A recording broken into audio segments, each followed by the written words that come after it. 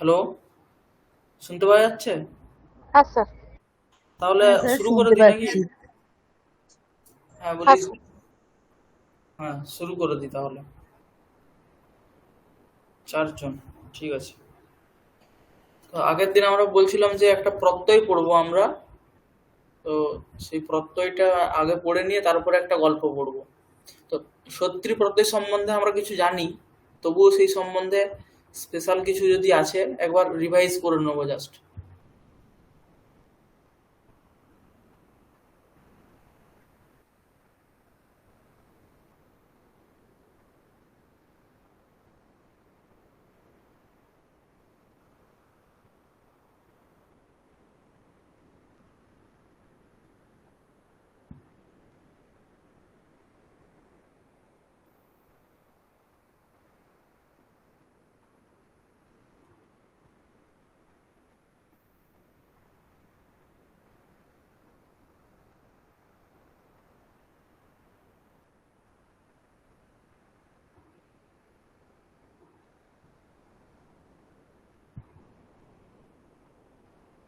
স্ক্রিনটা দেখতে পাচ্ছি কি?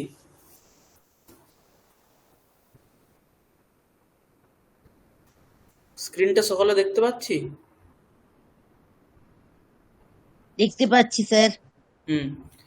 তো আমরা আগের দিনে লুট প্রত্যয় সম্বন্ধে পড়েছিলাম। লুট প্রত্যয়ের থেকে কিভাবে শব্দ নিয়ে আসতে হয়, তা লুট প্রত্যয়ান্ত শব্দ যোগে কিভাবে বাক্য রচনা করতে হয়, সেই সকল আমরা দেখেছিলাম, তাই তো?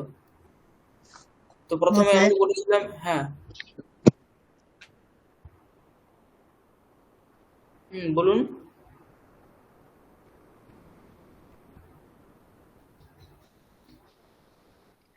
স্যার, লুট প্রত্যয়টা পড়েছিলাম, সেটাই বললাম, পড়েছিলাম। হ্যাঁ, হ্যাঁ, ঠিক আছে। তো লুট প্রত্যয় এখানে দেখেছিলাম কি ধাতুর সঙ্গেই যুক্ত হতে পারে।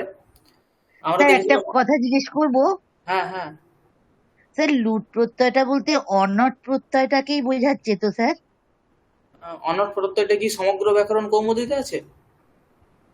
না, আমি বই দেখে বলছি না, আমি এমনি নিজে একটু বাংলা ব্যাকরণটাতে একটু যখন হ্যাঁ, হ্যাঁ, পড়তাম, অনেকটা ওরকমই সেটা বাংলা থেকে ব্যাকরণ। নিজের মতন করে বলছি।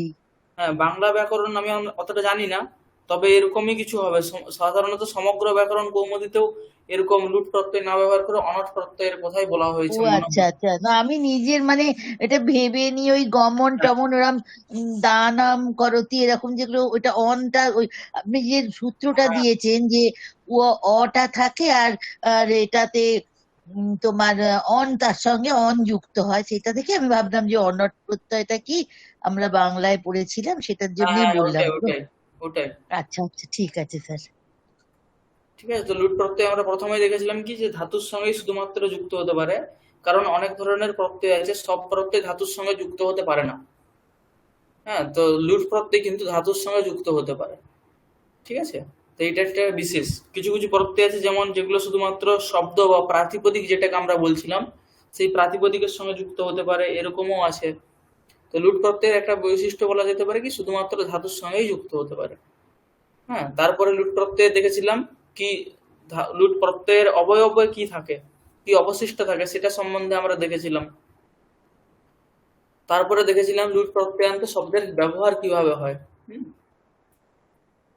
এখানে আরেকটা বিষয় বলতে হবে। লুট প্রত্যয়ান্ত লুট প্রত্যয়টা ধাতুর উত্তরতে বিহিত হয়, ধাতুর সঙ্গে যুক্ত হবে। তো তো লুট প্রত্যয়ের স্পেশাল কোনো অর্থ আছে কিনা, ঠিক আছে। তো সেই সম্বন্ধে আমাদের আরেকটা বলে দেওয়া উচিত যে লুট প্রত্যয় কিন্তু ধাতুর উত্তর বিহিত হয় ঠিকই, কিন্তু সেটা ধাতুর যে এটা অর্থ, সেই অর্থেই বিহিত হয়। তার জন্য তার। ত্রি ধাতুটা আনতে আপনি বলেছিলেন। হ্যাঁ, এটা তো বাক্য ব্যবহার করার সময় কি করতে হবে সেটা বলেছিলাম। ঠিক আছে। আচ্ছা আচ্ছা। তো এখানে লুট প্রত্যয় যে ধাতুর উত্তর বিহিত হবে, তো যে কোনো প্রত্যয়ই কোনো না কোনো অর্থ বিশেষেই বিহিত হয়। সেই প্রত্যয় এসে কোনো না কোনো একটা অর্থকে বলে। হুম। যেমন যদি বলতে চাই তাহলে গচ্ছতি যদি বলি, তাহলে এখানে ভাঙলে কি পাবো, গম ধাতু পাবো আর তিপ প্রত্যয় পাবো, তাই তো? তিপ্তসজি আমরা সবাই পড়েছি, অনেকেই জানি। হুম। তো গম ধাতুর একটা অর্থ থাকে আর তিপ প্রত্যয়ের একটা অর্থ থাকে, সেই দুটো মিলে একটা অর্থকে উপস্থাপন করে গচ্ছতি। তো যে কোনো প্রত্যয়ই কোনো না কোনো অর্থ বিশেষে বিহিত হয়, কোনো না কোনো অর্থ বিশেষে বিহিত হয়। ঠিক তেমনি লুট প্রত্যয়ের ক্ষেত্রেও আমরা তো ভাবতেই পারি কি অর্থ সেখানে, আগের দিনে তো এটা বলা হয়নি সেরকম, তাহলে কি অর্থ? তো লুট প্রত্যয়ের সেরকম স্পেশাল কোনো অর্থ নেই। তাহলে কি অর্থ? যেটা ধাতুর অর্থ, হ্যাঁ, ক্রিয়া, সেই ক্রিয়া অর্থেই কিন্তু বিহিত হয় লুট প্রত্যয়গুলোই। লুট প্রত্যয়টা কি ক্রিয়ার অর্থেই বিহিত হবে। যেমন আমি যদি বলি গচ্ছতি, এখানে গমন ক্রিয়াকে বোঝাচ্ছে, তাই তো। গচ্ছতি এখানে গম ধাতুটা আছে, সেই গম ধাতু কি বোঝাচ্ছে, কাকে বোঝাচ্ছে? গমন ক্রিয়াকে বোঝাচ্ছে, তাই তো। পট ধাতু কাকে বোঝাচ্ছে? পঠন ক্রিয়াকে বোঝাচ্ছে। খাদ ধাতু কাকে বোঝাচ্ছে? খাদন বা ভোজন রূপ ক্রিয়াকে বোঝাচ্ছে। ভুজ ধাতুও ভোজন রূপ ক্রিয়াকে বোঝাচ্ছে। হ্যাঁ, তো এই সকল ধাতুগুলো কি করে, এক একটা ক্রিয়াকে বোঝায়। হুম, যেমন গম ধাতু গমন রূপ ক্রিয়াকে বোঝাচ্ছে বললাম। তারপরে গম ধাতুর উত্তর যদি আমরা তীপ প্রত্যয় যুক্ত করে দিই তাহলে রূপ হয়ে যায় আমাদের গচ্ছতি। তো সেখানে গম ধাতুর যদি অর্থ বলতে হয় তাহলে বলতে হবে গমন ক্রিয়া। আর তীপ প্রত্যয়ের তাহলে অর্থ কি? তীপ প্রত্যয়ের অর্থ হচ্ছে কর্তা। তাহলে গচ্ছতি এই পদ থেকে আমরা কি অর্থ পাবো? গমন কর্তা। গচ্ছতি মানে গমন কর্তা। খাদতি মানে খাদন কর্তা। পঠতি মানে পঠন কর্তা। ঠিক আছে, এরকম ভাবে প্রত্যয়। তো তীপ প্রত্যয়টা ক্রিয়া বলছেন? তীপ প্রত্যয় কর্তাকে বলবে। তো তীপ প্রত্যয় কর্তাকে বলবে। হুম,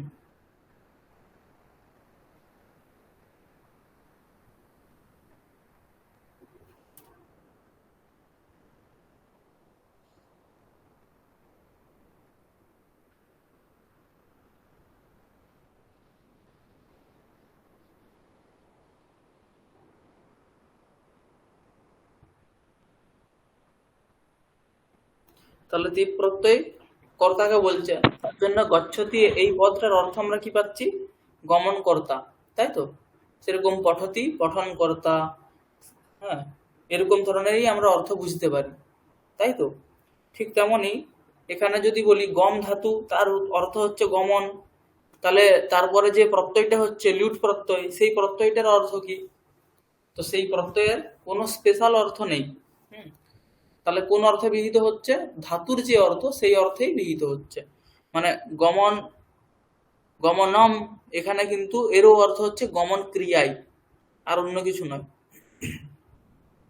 গম ধাতুর অর্থ হচ্ছে গমন ক্রিয়া, আর গমনম এই যে রূপটা হচ্ছে শব্দটা, তারও অর্থ হচ্ছে গমন ক্রিয়া। এখানে প্রত্যয়ের কোনো স্পেশাল অর্থ নেই। মনে থাকবে তো এটা সবার? তাহলে কি লিখতে পারি এখানে আমরা, যে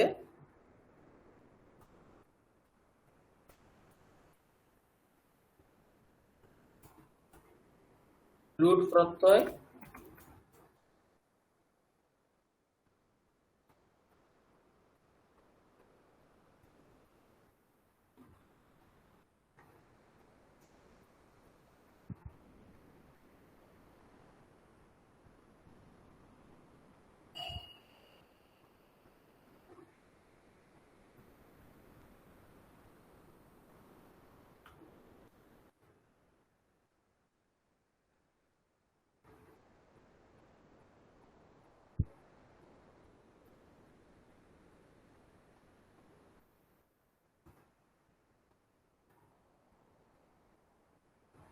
কি বলতে হবে? লুট প্রত্যয় ধাতুর যে অর্থ, ধাতুর অর্থেই বিহিত হয়। ব্যাস, ঠিক আছে, এই একটা পয়েন্ট আমাদের ছেড়ে গিয়েছিল, এটাও বলতে হবে।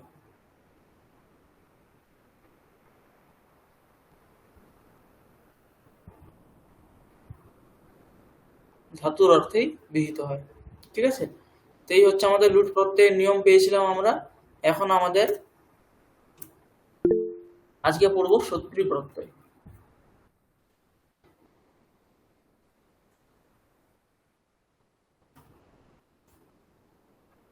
হুম, আচ্ছা, আজকে কি ধাতুর পড়বো? অর্থে বিহিত হয়, কিন্তু এটা তো অনেকটা লুটপাটের প্রয়োগ করলে তো এটা শব্দের মতো হয়ে যাচ্ছে না? হ্যাঁ, শব্দের মতো হলেও যেমন আমাদের অন্য ভাষাতেও হয় না, কোনো কোনো হুম শব্দেই হুম ক্রিয়াকে বোঝায়, হ্যাঁ এখানেও কিন্তু সেই শব্দই ক্রিয়াকে বোঝাবে। গমনম, তার জন্যই তার সঙ্গে একটা অন্য তিঙন্ত ক্রিয়া যোগ করে আমরা বাক্যে ব্যবহার করছি। হুম হুম ঠিক আছে, গমনম মানে গমন ক্রিয়াই, তাহলে গমনম করোতি তার জন্য বলছে যে গমন ক্রিয়া করছে।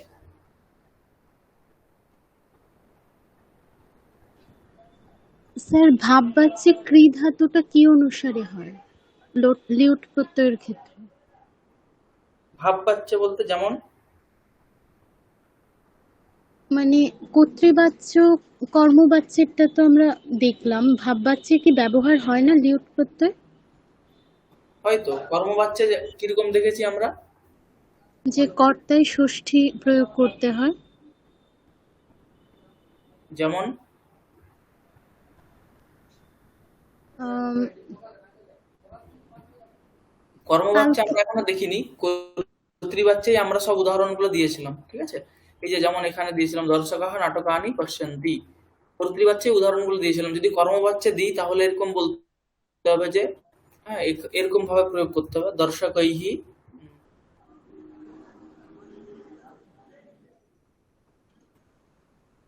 না, সেটা বলছি না নাটকানি। স্যার। আম, আপনি বলেছিলেন না গত ক্লাসে যে ক্রি ধাতুর রূপ কর্তৃবাচ্যে কর্তা অনুসারে, কর্মবাচ্যে কর্ম অনুসারে হয়। তো ভাব বাচ্যে যদি ব্যবহৃত হয় হ্যাঁ, সেই ক্ষেত্রে ক্রি ধাতুর রূপটা কি অনুসারে হয়? ভাব বাচ্যে ব্যবহৃত হলে তো সবসময়ই প্রথম পুরুষের এক বচনেই হবে, সেখানে আর অন্য কিছু দেখার দরকার নেই তো। ও, ঠিক আছে স্যার। হুম, যেমন যদি বলা হয় যে ভাব বাচ্য হলে কিরকম বলতে হবে যে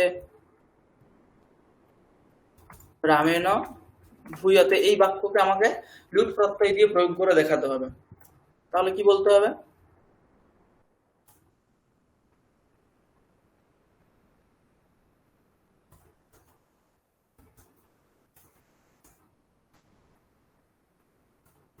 এরকম বলতে হবে রামেণ ভবনম ক্রিয়তে। এখানে আবার ভবনম শব্দের অর্থ যদি ভবন ধরে নেওয়া হয় তাহলে কিন্তু আলাদা অর্থ চলে আসবে। ঠিক আছে, তো লুট বেসিক্যালি ভাব বাচ্চে এরকম ব্যবহার করা হয় না, কর্মতেই বেসিক্যালি ব্যবহার করা হয়, মানে কর্তরিতেই করা হয়। ঠিক আছে, কর্মতেও সেরকম কর্মণীতে বাক্য থেকেও বলা হয় না যে ভাব লুট প্রত্যয়ান্ত দিয়ে করো, অথবা ভাবে বাক্য থাকলেও সেটাকে লুট প্রত্যয়ান্ত দিয়ে করতে বলা হয় না, কর্তরিতে থাকলেই বেসিক্যালি ব্যবহার করা হয়। এই সকল যে পথগুলো আছে এগুলো কিসের জন্য, বাক্যকে সহজ করার জন্য। এরকম ভাবেও বলতে পারি, এরকম ভাবেও বলতে পারি, এই জন্য বাক্যকে সহজ করার জন্য অতগুলো পথ। ঠিক আছে, বাক্যকে যদি কঠিন লুট প্রত্যয়ান্ত করতে গিয়ে বাক্য যদি কঠিন হয়ে যায় তাহলে এটার কোনো ফল নেই। বাক্যকে সহজ করার জন্য যাতে সহজভাবে বলা যায়, হ্যাঁ একটু সংস্কৃত জানলেই যাতে সহজভাবে বলা যায়, ওই জন্য অতগুলো প্রসেস, একটা বাক্যকেই বিভিন্ন রকম ভাবে বলা যাচ্ছে।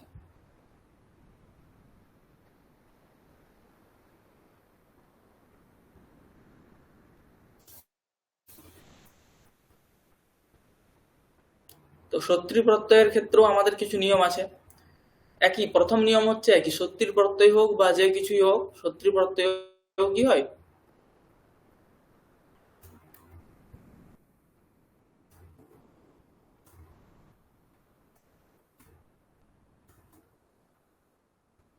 ধাতুর উত্তর বিহিত হয়। এটা হচ্ছে প্রথম নিয়ম। কি হতে হবে, সত্যির প্রত্যয় কিন্তু ধাতু থেকেই বিহিত হবে, ধাতু ব্যতিরিক্ত অন্য কোথা থেকে বিহিত হবে না। তার সঙ্গে একটা দিতে হবে, এটা কিন্তু কর্তা অর্থে বিহিত হয়।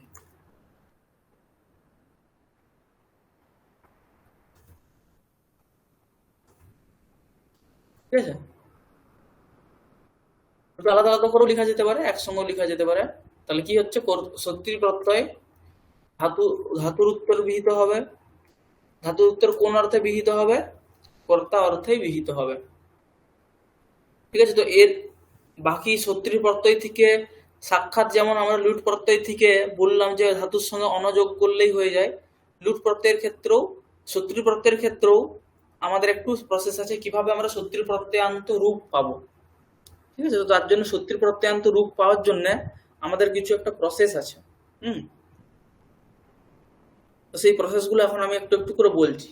তাহলে প্রথমত কি আমাদেরকে মনে রাখতে হবে যে সত্যির প্রত্যয় ধাতুর উত্তর বিহিত হয় আর কর্তা অর্থে বিহিত হয়। হুম এরপরে সত্যির প্রত্যয়ান্ত রূপ পাওয়ার জন্য আমাদের কি করতে হবে? তো প্রথমে ধাতুর লট লকারের প্রথম পুরুষের এক বচনের রূপ, লট লকারের প্রথম পুরুষের রূপ দেখতে হবে। লট লকারের প্রথম পুরুষের বহু বচনের যে রূপটা আছে, হ্যাঁ, সেই রূপ থেকে লট লকারের প্রথম পুরুষে ধাতু যদি পরস্মৈপদী হয়, মানে ধাতুর শেষে যদি তি এরকম থাকে, হ্যাঁ, প্রথম পুরুষের এক বচনে যদি তি এরকম থাকে, তারপরে সেই ধাতুর প্রথম পুরুষের বহু বচনের রূপ নিতে হবে। বহু বচনের রূপ নিয়ে সেখান থেকে অন্তিমে যে ইকার থাকবে আর নকার থাকবে তাদেরকে ছেড়ে দিতে হবে। তারপরে যে অবশিষ্টটা থাকবে সেটাই হচ্ছে সত্যির প্রত্যয়ান্ত প্রাতিপদিক। ঠিক আছে, আমি পুরোটা একবার বলছি, 1 মিনিট ওয়েট করো।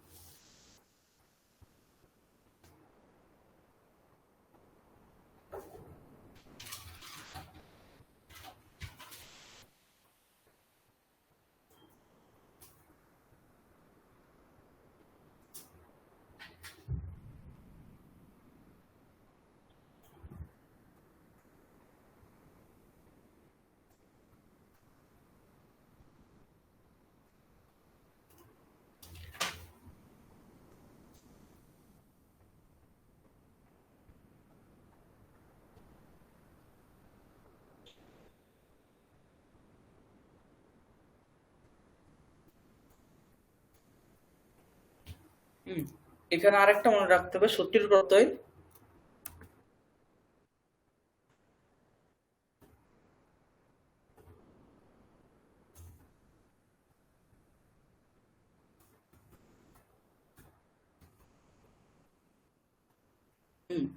তো ধাতুর উত্তর বিহিত হবে, কর্তা অর্থ বিহিত হবে, আর সেই ধাতুটা অবশ্যই পরস্মৈপদী হতে হবে।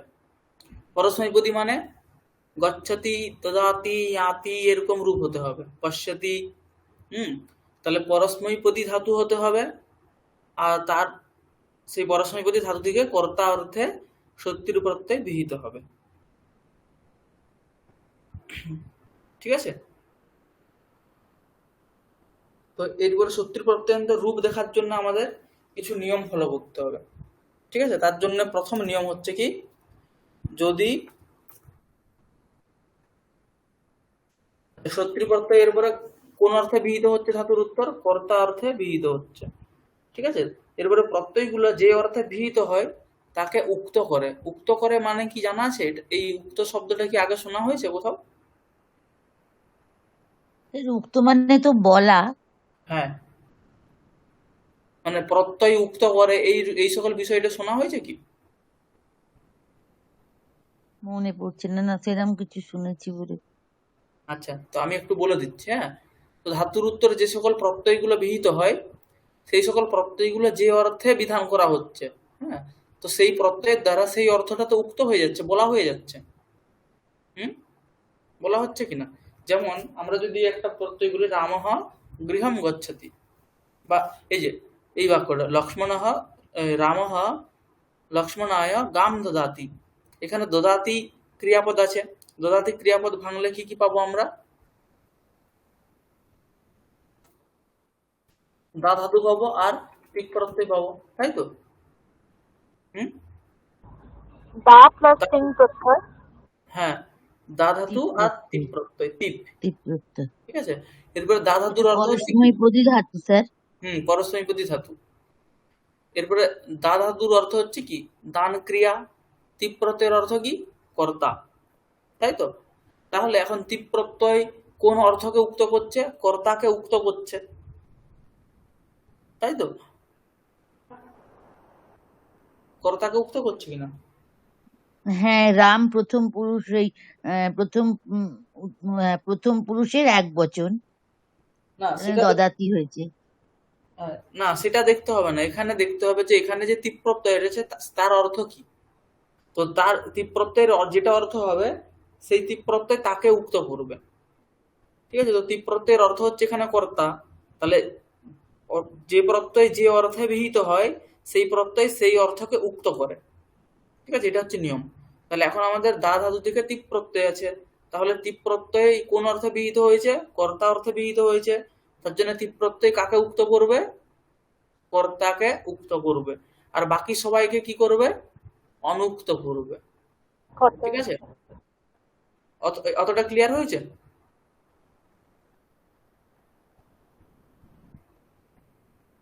হুম স্যার আরেকবার বলুন। হুম প্রত্যয়, ধাতুর উত্তর বিহিত প্রত্যয় বা যে কোনো প্রত্যয়ই আর কি, প্রত্যয় যে অর্থে বিহিত হয় সেই প্রত্যয় সেই অর্থকে উক্ত করে, আর তদ ভিন্ন যে সকল অর্থ আছে তাদেরকে অনুক্ত করে। যেমন রামঃ লক্ষ্মণায় গাম দদাতি, এই বাক্যে দা ধাতু আছে, দা ধাতুর উত্তর তিপ প্রত্যয় আছে। দা ধাতুর অর্থ হচ্ছে দানকর্তা, দান ক্রিয়া। তিপ প্রত্যয়ের অর্থ হচ্ছে কর্তা। এখানে তিপ প্রত্যয় কর্তা অর্থে বিহিত হয়েছে, তাই তিপ প্রত্যয় কর্তাকে উক্ত করছে, আর কর্তা ভিন্ন অন্য সবাইকে, সমস্ত কারককেই অনুক্ত করছে। ঠিক আছে, হ্যাঁ। তো আমাদের একটা নিয়ম আছে, যে উক্ত হয়ে যাবে সেখানে সবসময় প্রথমা বিভক্তি হবে। ঠিক আছে, যে উক্ত হয়ে যাবে সেখানে সবসময় প্রথমা বিভক্তি হবে। তাহলে এখন তিপ প্রত্যয় কাকে উক্ত করছে? কর্তাকে উক্ত করছে, তাই তো? রামকে। তার জন্য রামকে, কর্তাকে, তা কর্তা কে আছে? এখানে রাম আছে, তাহলে সেখানে কি হয়েছে? প্রথমা হয়ে গেছে। কেন প্রথমা হয়েছে? যদি এমনি সাধারণভাবে জিজ্ঞেস করা হয় যে কর্তাতে কোন বিভক্তি হয়, তাহলে কি বলতে হবে? প্রথমা। না, প্রথমা বিভক্তি, বিভক্তি হয়। না। তৃতীয়া বিভক্তি, কি? তৃতীয়া বিভক্তি। একদম ঠিক, কর্তাতে তৃতীয়া বিভক্তি হয়। এরপরে কর্তা যখন উক্ত হয়ে যাবে তখন সেখানে প্রথমা হয়। সাধারণভাবে কর্তাতে তৃতীয়া বিভক্তি হয়, কর্তৃকরণয়োস তৃতীয়া, এই সূত্র, কর্তৃকরণয়োস তৃতীয়া। কর্তাতে তৃতীয়া হয়, কর্মতে দ্বিতীয়া হয়, সম্প্রদানে চতুর্থী হয়, উপাদানে পঞ্চমী, অধিকরণে সপ্তমী। এটাই হচ্ছে কারকের নিয়ম। আর করণেও তৃতীয়া হয়। তাহলে ছোটা কারক, ছোটা বিভক্তি। তাহলে প্রথমা আর ষষ্ঠী কোথায় হবে? তো যে উক্ত হয়ে যাবে সেখানে প্রথমা হয়ে যাবে, যেই উক্ত হোক, কর্তা উক্ত হোক, কর্ম উক্ত হোক, করণ উক্ত হোক, যেই উক্ত হবে সেখানে প্রথমা হয়ে যাবে। আর যখনই সম্বন্ধ বোঝাবে সেখানে ষষ্ঠী হবে। এই হচ্ছে টোটাল 7টা বিভক্তি। ঠিক আছে, তাহলে কর্তরিতে বাক্যতে কর্তা উক্ত হয় একবার বলে। বলে দেবেন স্যার, স্যার হুম, এখানটা আরেকবার বলে দেবেন, একটু লিখে নেবো। কোনটা? এই যে এই নিয়মটা বললেন, যেটা উক্ত হয়ে গেলে হুম, সেটাতে প্রথমা আর সম্বন্ধ বোঝালে ষষ্ঠী, এই দুটো হয়। হ্যাঁ, আর বাকিতে কর্তায় তৃতীয়া বিভক্তি, আর করণে কর্মের তৃতীয়া বিভক্তি। পরপর গুলো হ্যাঁ, তৃতীয়া চতুর্থী যেমন যেটাতে হয় হ্যাঁ, সেরম ভাবেই হবে। হ্যাঁ, কর্তাতে তৃতীয়া হয়, করণে তৃতীয়া হয়, কর্মতে দ্বিতীয়া হবে, সম্প্রদানে চতুর্থী হবে, উপাদানে চতুর্থী, পঞ্চমী হবে, আর অধিকরণে সপ্তমী। খালি এই দুটো নিয়ম মুক্ত হয়ে গেলে দুটো হ্যাঁ, নিয়মটাই খালি হ্যাঁ, এরপরে যে বুঝতে কোনো হবে। কারকেই যদি উক্ত হয়ে যায় তখন কিন্তু সেখানে প্রথমা হবে। ঠিক আছে, আর আর সম্বন্ধ যদি বোঝালে সম্বন্ধ ষষ্ঠী বোঝায় হবে। তাহলে সেখানে ষষ্ঠী বিভক্তি হবে। হুম, আর উক্ত না হলে তৃতীয়া হবে, তাই তো হ্যাঁ, স্যার? উক্ত না হলে যেখানে যেমন বিভক্তি বলা হয়েছে সেরকম বিভক্তি, হবে। আচ্ছা কর্তাতে আচ্ছা। তৃতীয়া বলা হয়েছে, তৃতীয়া হবে, করণে তৃতীয়া হবে, হ্যাঁ, কর্মতে দ্বিতীয়া হবে। তো যেমন এখানে কর্তা উক্ত হয়ে গেছে, প্রকৃত বাক্যতে আমাদের কি আছে? দদাতি, এখানে তিপ প্রত্যয়ের অর্থ হচ্ছে কর্তা। তাহলে এখানে কর্তা উক্ত হয়ে গেছে বলে কর্তাতে প্রথমা বিভক্তি হয়েছে। যদি আমি এই বাক্যটাকে কর্মণীতে করি, কর্মণীতে করছি মানে সেখানে যে তে প্রত্যয়টা আসছে, যেমন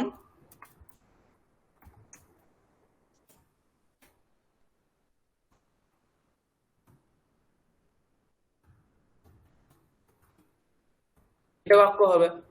তাহলে রামেণ, এখানে এখানে দিয়তে ক্রিয়াপদ আছে, দা ধাতু আছে, আর তে আছে, ইয় আছে, আর তে আছে। ঠিক আছে, তো এখানে তে প্রত্যয়টা কর্ম অর্থে বিহিত হয়েছে। তাহলে এখানে যে তে প্রত্যয়টা আছে সেটা কাকে উক্ত করবে? না, আচ্ছা আমি কমছিলাম। কাকে উক্ত করবে? গো কর্মকে উক্ত করবে, তাই তো? বোঝা গেল? হ্যাঁ স্যার। তাহলে কর্মকে উক্ত করলে কর্মতে তার জন্য কি হচ্ছে, যে উক্ত হয়ে যাবে সেখানে প্রথমা হয়ে যাবে। তাহলে কর্মকে উক্ত করবে, কর্ম ছাড়া সবাইকেই অনুক্ত করবে। কর্ম ছাড়া বাকি দুটো সম্প্রদান আর কর্তাতে অনুক্ত আছে, তার জন্য অনুক্তে কর্তাতে কি হয়, তৃতীয়া হয়, অনুক্তে সম্প্রদানে চতুর্থী হয়, সেরকম চতুর্থী হয়েছে। হুম।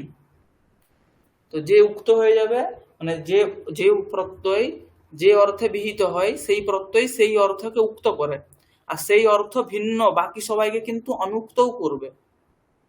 ঠিক আছে? তাহলে অনুক্ত হয়ে গেলেই যেখানে যে যে বিভক্তি বলা হয়েছে, যেমন কর্তাতে তৃতীয়া, করণে তৃতীয়া, কর্মতে দ্বিতীয়া, সম্প্রদানে চতুর্থী, উপাদানে পঞ্চমী, অধিকরণে সপ্তমী, সেখানে সেই রকম বিভক্তিই হবে। আর যখন কর্তা উক্ত হয়ে যাবে, কর্ম উক্ত হয়ে যাবে, করণ উক্ত হয়ে যাবে, সম্প্রদান উক্ত হয়ে যাবে, তখন কিন্তু সমস্ত জায়গাতেই প্রথমা হয়ে যাবে। তো সাধারণভাবে আমাদের কর্তরিতে বাক্যতে হয় দেখা যায়, কর্মণীতে দেখা যায়। এই জন্য এখানে এই দুটি জায়গাতে আমাদের স্পষ্ট বিষয়গুলো। একটা হয় আমরা কর্তরিতে বাক্য করি, না হলে কর্মণীতে করি। করণ উক্ত হয়, এটার উদাহরণ কি অনেকে বলবে এখন। করণ উক্ত হয় কোথায়, বাক্যে করণ উক্ত হয়? তো করণ উক্ত হয় অন্যান্য কৃত প্রত্যয়ের দ্বারা। যেমন যদি বলা হয় এখানে দানীয়, মানে দানীয়, এখানে শব্দটার অর্থ কি?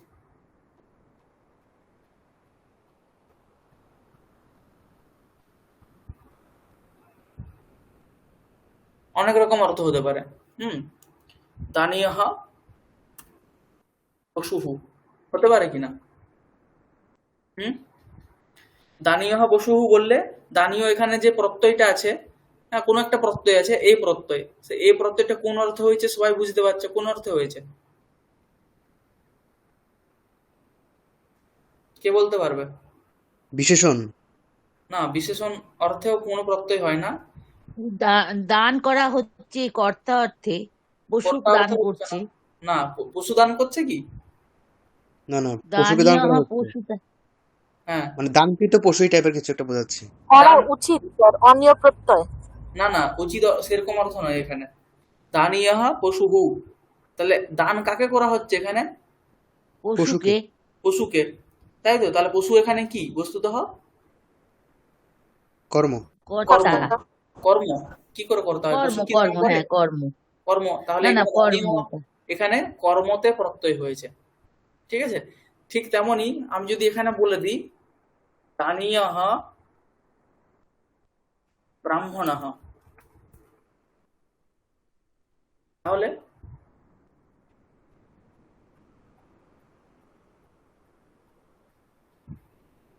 কি অর্থে হচ্ছে?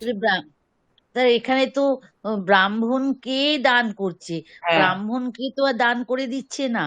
ব্রাহ্মণ কে করছে? তাহলে ব্রাহ্মণকে যাকে দান করি সে তার কি সংজ্ঞা করা হয়, কি নাম গ্রহণ করা হয়? সম্প্রদান। যাকে দান করে তাকে সম্প্রদান। সম্প্রদান। সম্প্রদান সম্প্রদানে কি চতুর্থী বিভক্তি হয়? বিভক্তি, চতুর্থী। কিন্তু এখানে চতুর্থী দানীয় হয়নি। ব্রাহ্মণায়ও হবে। এখানে কিন্তু চতুর্থী হয়নি, কেন? কারণ এখানে দা ধাতু আছে, তার উত্তর যে প্রত্যয়টা করা হয়েছে সেই প্রত্যয়টা সম্প্রদান অর্থে হয়েছে। তার জন্য সম্প্রদান অর্থে হওয়ার জন্য সম্প্রদানকে উক্ত করে দিয়েছে। আর উক্তে সম্প্রদানে কি বিভক্তি হবে প্রথমা? সম্প্রদানে চতুর্থী বিভক্তি তো। চতুর্থী, কিন্তু বললাম যে উক্ত হয়ে গেলে উক্তে সেটা প্রথমা। প্রথমা বিভক্তি তার হবে। জন্য হ্যাঁ, তো প্রথমা এখানে হয়েছে। উক্ত হয়ে গেছে। প্রথমা এখানে উক্ত হয়েছে, হয়ে গেছে তাহলে বলে প্রথমা হয়েছে। ওইটাও যেহেতু দানীয়টা প্রথমা হয়েছে, তেমনি ব্রাহ্মণটাও প্রথমা হয়েছে, তাই তো? না, সেটা নয়। দানীয়তে প্রথমা হয়েছে তার জন্য ব্রাহ্মণে নয়, ব্রাহ্মণে প্রথমা হয়েছে তার জন্য দানীয়তে প্রথমা হয়েছে। আর ও ব্রাহ্মণে প্রথমা ব্রাহ্মণ কেন হয়েছে? কারণ দানীয় এখানে যে প্রত্যয়টা আছে সেই প্রত্যয়টা সম্প্রদানকে উক্ত উক্ত করে হয়ে দিয়েছে। গেছে, উক্ত করে দিয়েছে। বাবা, একটু বুঝতে একটু সময় লাগবে। হ্যাঁ, একটু মানে বিষয়টা, কারণ দানীয় এটা হচ্ছে এখানে বিশেষণ, তার জন্য ব্রাহ্মণে যা বিভক্তি হবে দানীয়তেও তাই বিভক্তি হবে। আর ব্রাহ্মণে কি বিভক্তি হবে সেটা নির্ণয় করছে কে? দানীয়, এখানে যে প্রত্যয় আছে সেটা। দা ধাতুর উত্তর যে প্রত্যয় আছে সেই প্রত্যয়টা নির্ণয় করছে যে ব্রাহ্মণ এখানে কি বিভক্তি হবে, তাকে উক্ত করে দিচ্ছে। সংস্কৃতেতে প্রত্যয়টার খুব গুরুত্ব আছে, তাই না স্যার? হ্যাঁ হ্যাঁ, অবশ্যই। ভীষণ, মানে সবটা দেখলাম বাক্যটা পুরোটাই প্রত্যয় নির্ভর আর কি। হুম। স্যার এই দানীয় ব্রাহ্মণ দিয়ে একটা বাক্য দিন তো। উম, বাংলা থেকে অনুবাদ করার জন্য। না, বাক্যটা জাস্ট হ্যাঁ, দেখবো। দানীয়ঃ ব্রাহ্মণঃ বিদ্যালয়ং গচ্ছতি। তাহলে অর্থটা কি দাঁড়াচ্ছে? মানে দান দেওয়া, দান ক্রিয়ার সম্প্রদান যে ব্রাহ্মণ, তিনি বিদ্যালয়ে যাচ্ছেন। মানে যাকে দান করা হয়েছে বা দান করা হচ্ছে। হ্যাঁ হ্যাঁ হ্যাঁ, মানে দান ক্রিয়ার যে সম্প্রদান, সেই সম্প্রদান কারক যিনি ব্রাহ্মণ আর কি, তিনি বিদ্যালয়ে যাচ্ছেন। দানীয়ঃ ব্রাহ্মণঃ গচ্ছতি, দানীয়ঃ ব্রাহ্মণঃ স্নাতি, যে যেমন বাক্য হয় সেরকম হবে। এখানেও আবার দানিয়েন ব্রাহ্মণেন এরকমও করা যেতে পারে। তাহলে তো এখানে মানে বিশেষণের অর্থটাই বেশি প্রকাশ পাচ্ছে। বিশেষণের অর্থ প্রকাশ পাচ্ছে, কিন্তু বিশেষণের অর্থ প্রকাশ পাচ্ছে বলতে কি, বিশেষণ এখানে বিশেষ্যকে ব্যাবর্তক করছে, যেখানে ব্রাহ্মণ কিরকম আছে, দা ধাতুর সম্প্রদান ব্রাহ্মণ আছে, এটা বলছে। দা ধাতুর সম্প্রদানই ভূত ব্রাহ্মণ, এটা সবসময় ব্রাহ্মণের সঙ্গে বিশেষণ লেগে আছে।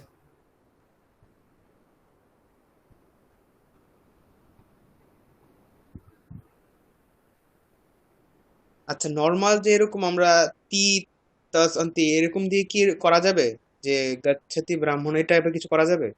দানীয়ঃ ব্রাহ্মণঃ গচ্ছতি। না না, মানে তি দিয়ে হচ্ছে দানীয় জায়গায় যদি তি যুক্ত করে কিছু করতে চাই। না, দানীয় তো এখন এই যে দা ধাতুর উত্তরে যে প্রত্যয়টা এসছে সেই প্রত্যয় এসে, যেমন গমনম ভবনম ইত্যাদি কি হচ্ছিল, লুট প্রত্যয় এসে সেটাকে প্রাতিপদিকের রূপে পরিণত করছিল, ঠিক তেমনি দা ধাতুর উত্তর যে প্রত্যয় এসছে সেটা দা ধাতুকে, এই সম্পূর্ণ সমুদায়টাকে একটা প্রাতিপদিকে পরিণত করেছে। প্রাতিপদিকে পরিণত করার জন্য এখান থেকে আর টিপ প্রত্যয় আসবে না, টিপ তসজি এ সকল প্রত্যয়গুলো আসবে না, এখানে সুবিভক্তি ইত্যাদি আসবে।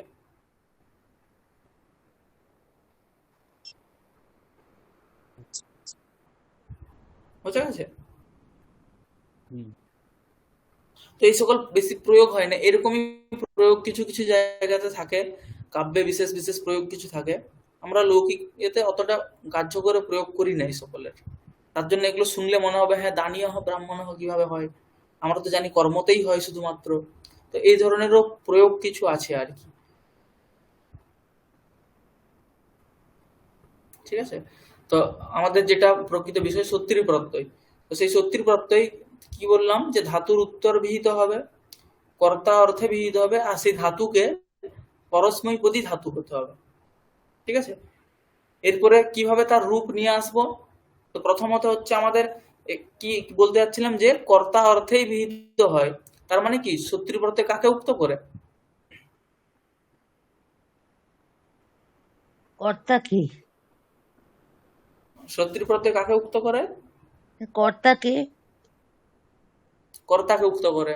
তো তার জন্য এই সত্যির প্রত্যয়ের রূপ নিয়ে আসার জন্য আমাদের প্রথমেই কর্তার কর্তৃবাচক কি পদ আছে বাক্যে সেটা দেখতে হবে। ঠিক আছে? যেমন একটা এখানে ছোট বাক্য আমি লিখে রাখছি আগে থেকেই।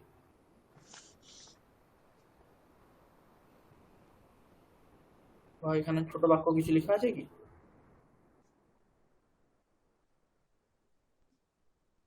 রামঃ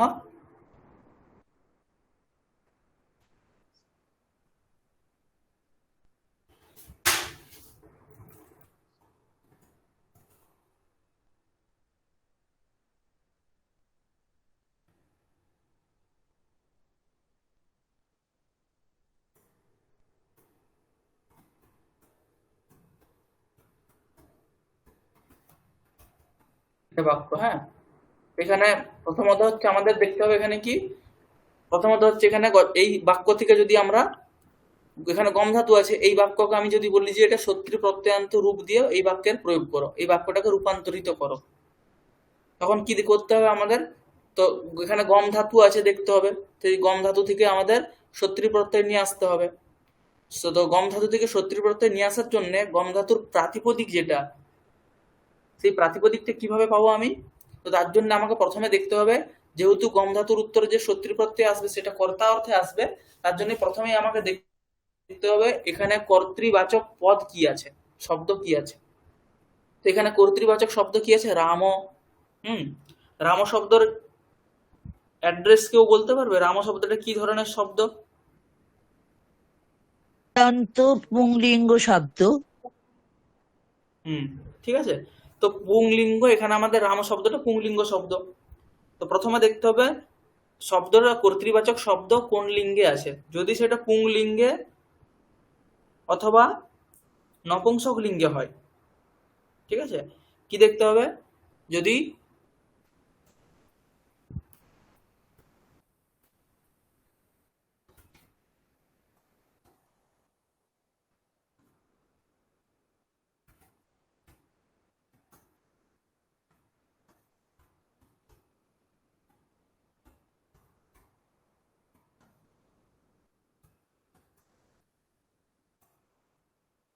ঠিক আছে, কর্তৃবাচক শব্দ যদি পুংলিঙ্গ অথবা নপুংসক লিঙ্গ হয়, তাহলে কি করতে হবে?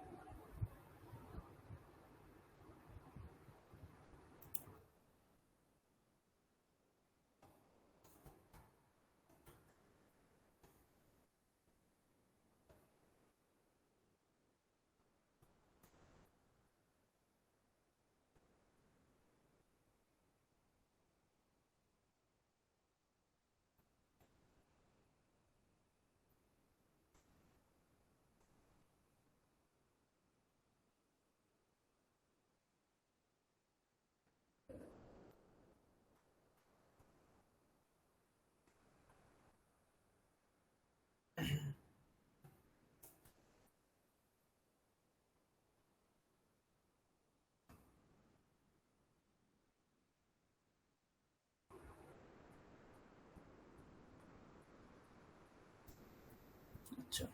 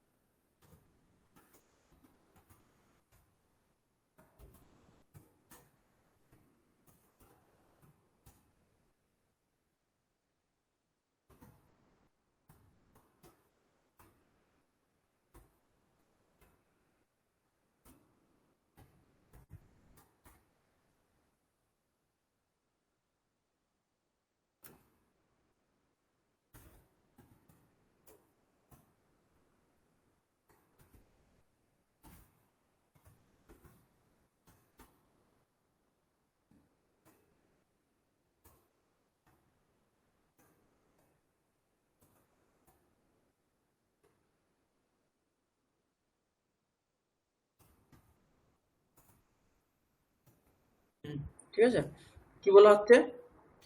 যদি কর্তৃবাচক শব্দ পুংলিঙ্গে অথবা নপুংসক লিঙ্গে থাকে, হুম, যেমন আমাদের বাক্য দেখেছিলাম রামঃ বনম গচ্ছতি, এখানে কর্তা হচ্ছে রাম, সে পুংলিঙ্গ আছে, তাহলে কি করতে হবে?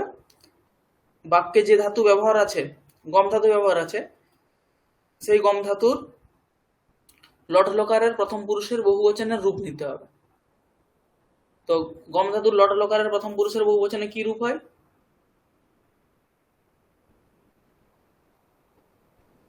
গচ্ছন্তি স্যার। গচ্ছন্তি। তো সেখানে আমাদের দেখতে হবে যে তি অথবা অন্তি থাকবেই। এখানে তি অথবা অন্তি থাকবে, ঠিক আছে, তি অথবা অন্তি থাকবে, দন্তন্য তয় হ্রস্বই অন্তিম একদম, শেষে কি থাকবে, তি অথবা দন্তন্বয় তয় হ্রস্বী। তো সেখানে যে তি অথবা দন্তন্বয় তয় হ্রস্বী আছে, সেখানে শুধুমাত্র তয় হলন্ত মানে খণ্ডত্বকে রেখে দিতে হবে, তয় হলন্তকে রেখে দিতে হবে, বাকি সব বাদ দিয়ে দিতে হবে। যদি তি থাকে তাহলে কি বাদ দিতে হবে, শুধু টিটা বাদ দিতে হবে, গত লিপ করতে হবে, ইকারটা বাদ দিতে হবে শুধু।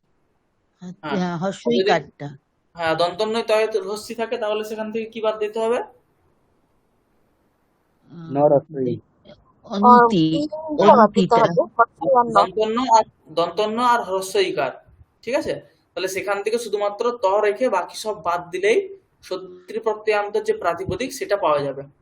ঠিক আছে, যেমন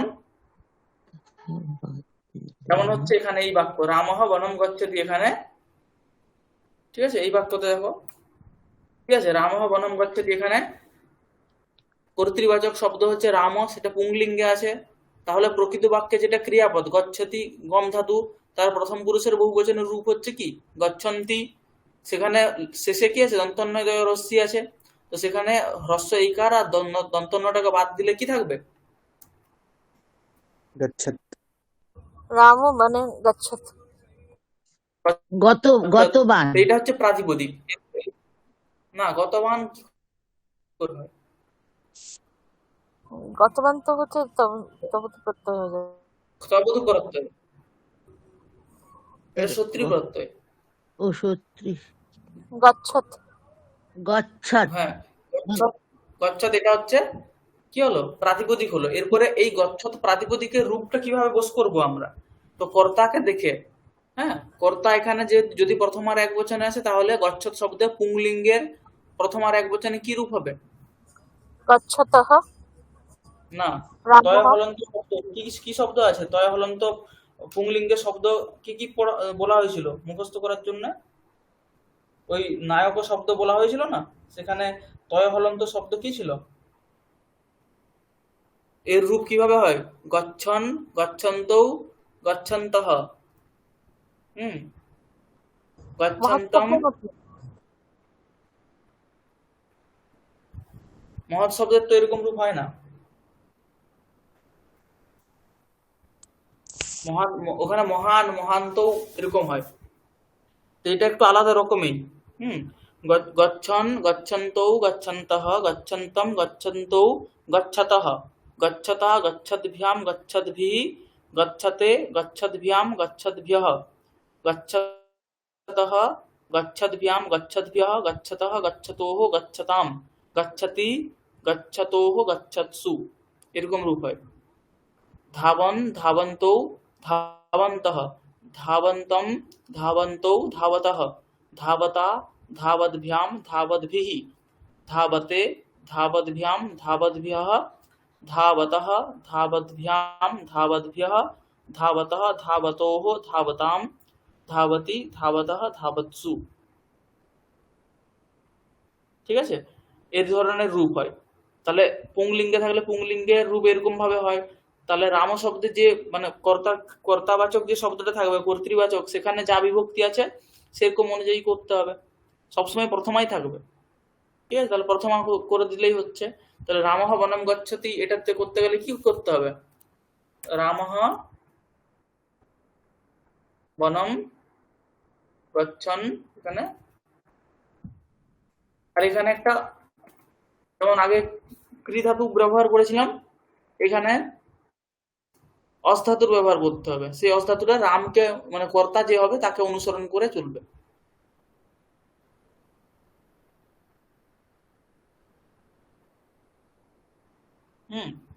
তাকে অনুসরণ করে চলবে। যেমন এই বাক্য থেকে হলো রামঃ বনম গচ্ছন अस्ति।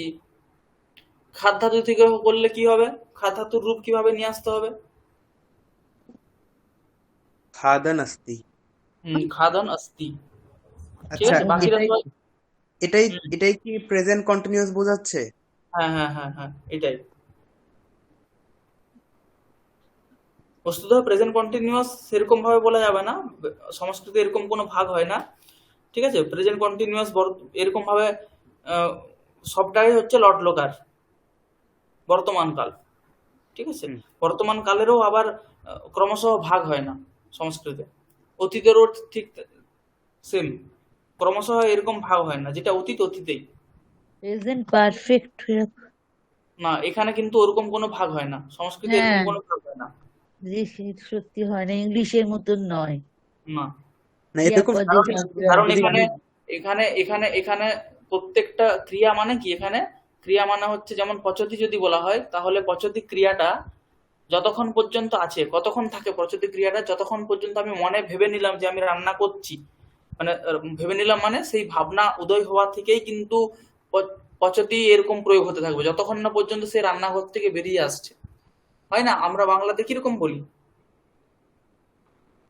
যখন মা রান্নাঘরে ঢুকলো, মা কি করছে, রান্না করছে। আরো 10 মিনিট পরে মা কি করছে, রান্না করছে। আবার 1 ঘন্টা পরে মা কি করছে, রান্না করছে। মা যখন রান্নাঘর থেকে বেরিয়ে এলো, মা কি করছিল, রান্না করছিল। এরকমই প্রয়োগ হয়। রান্না করিয়াছিল,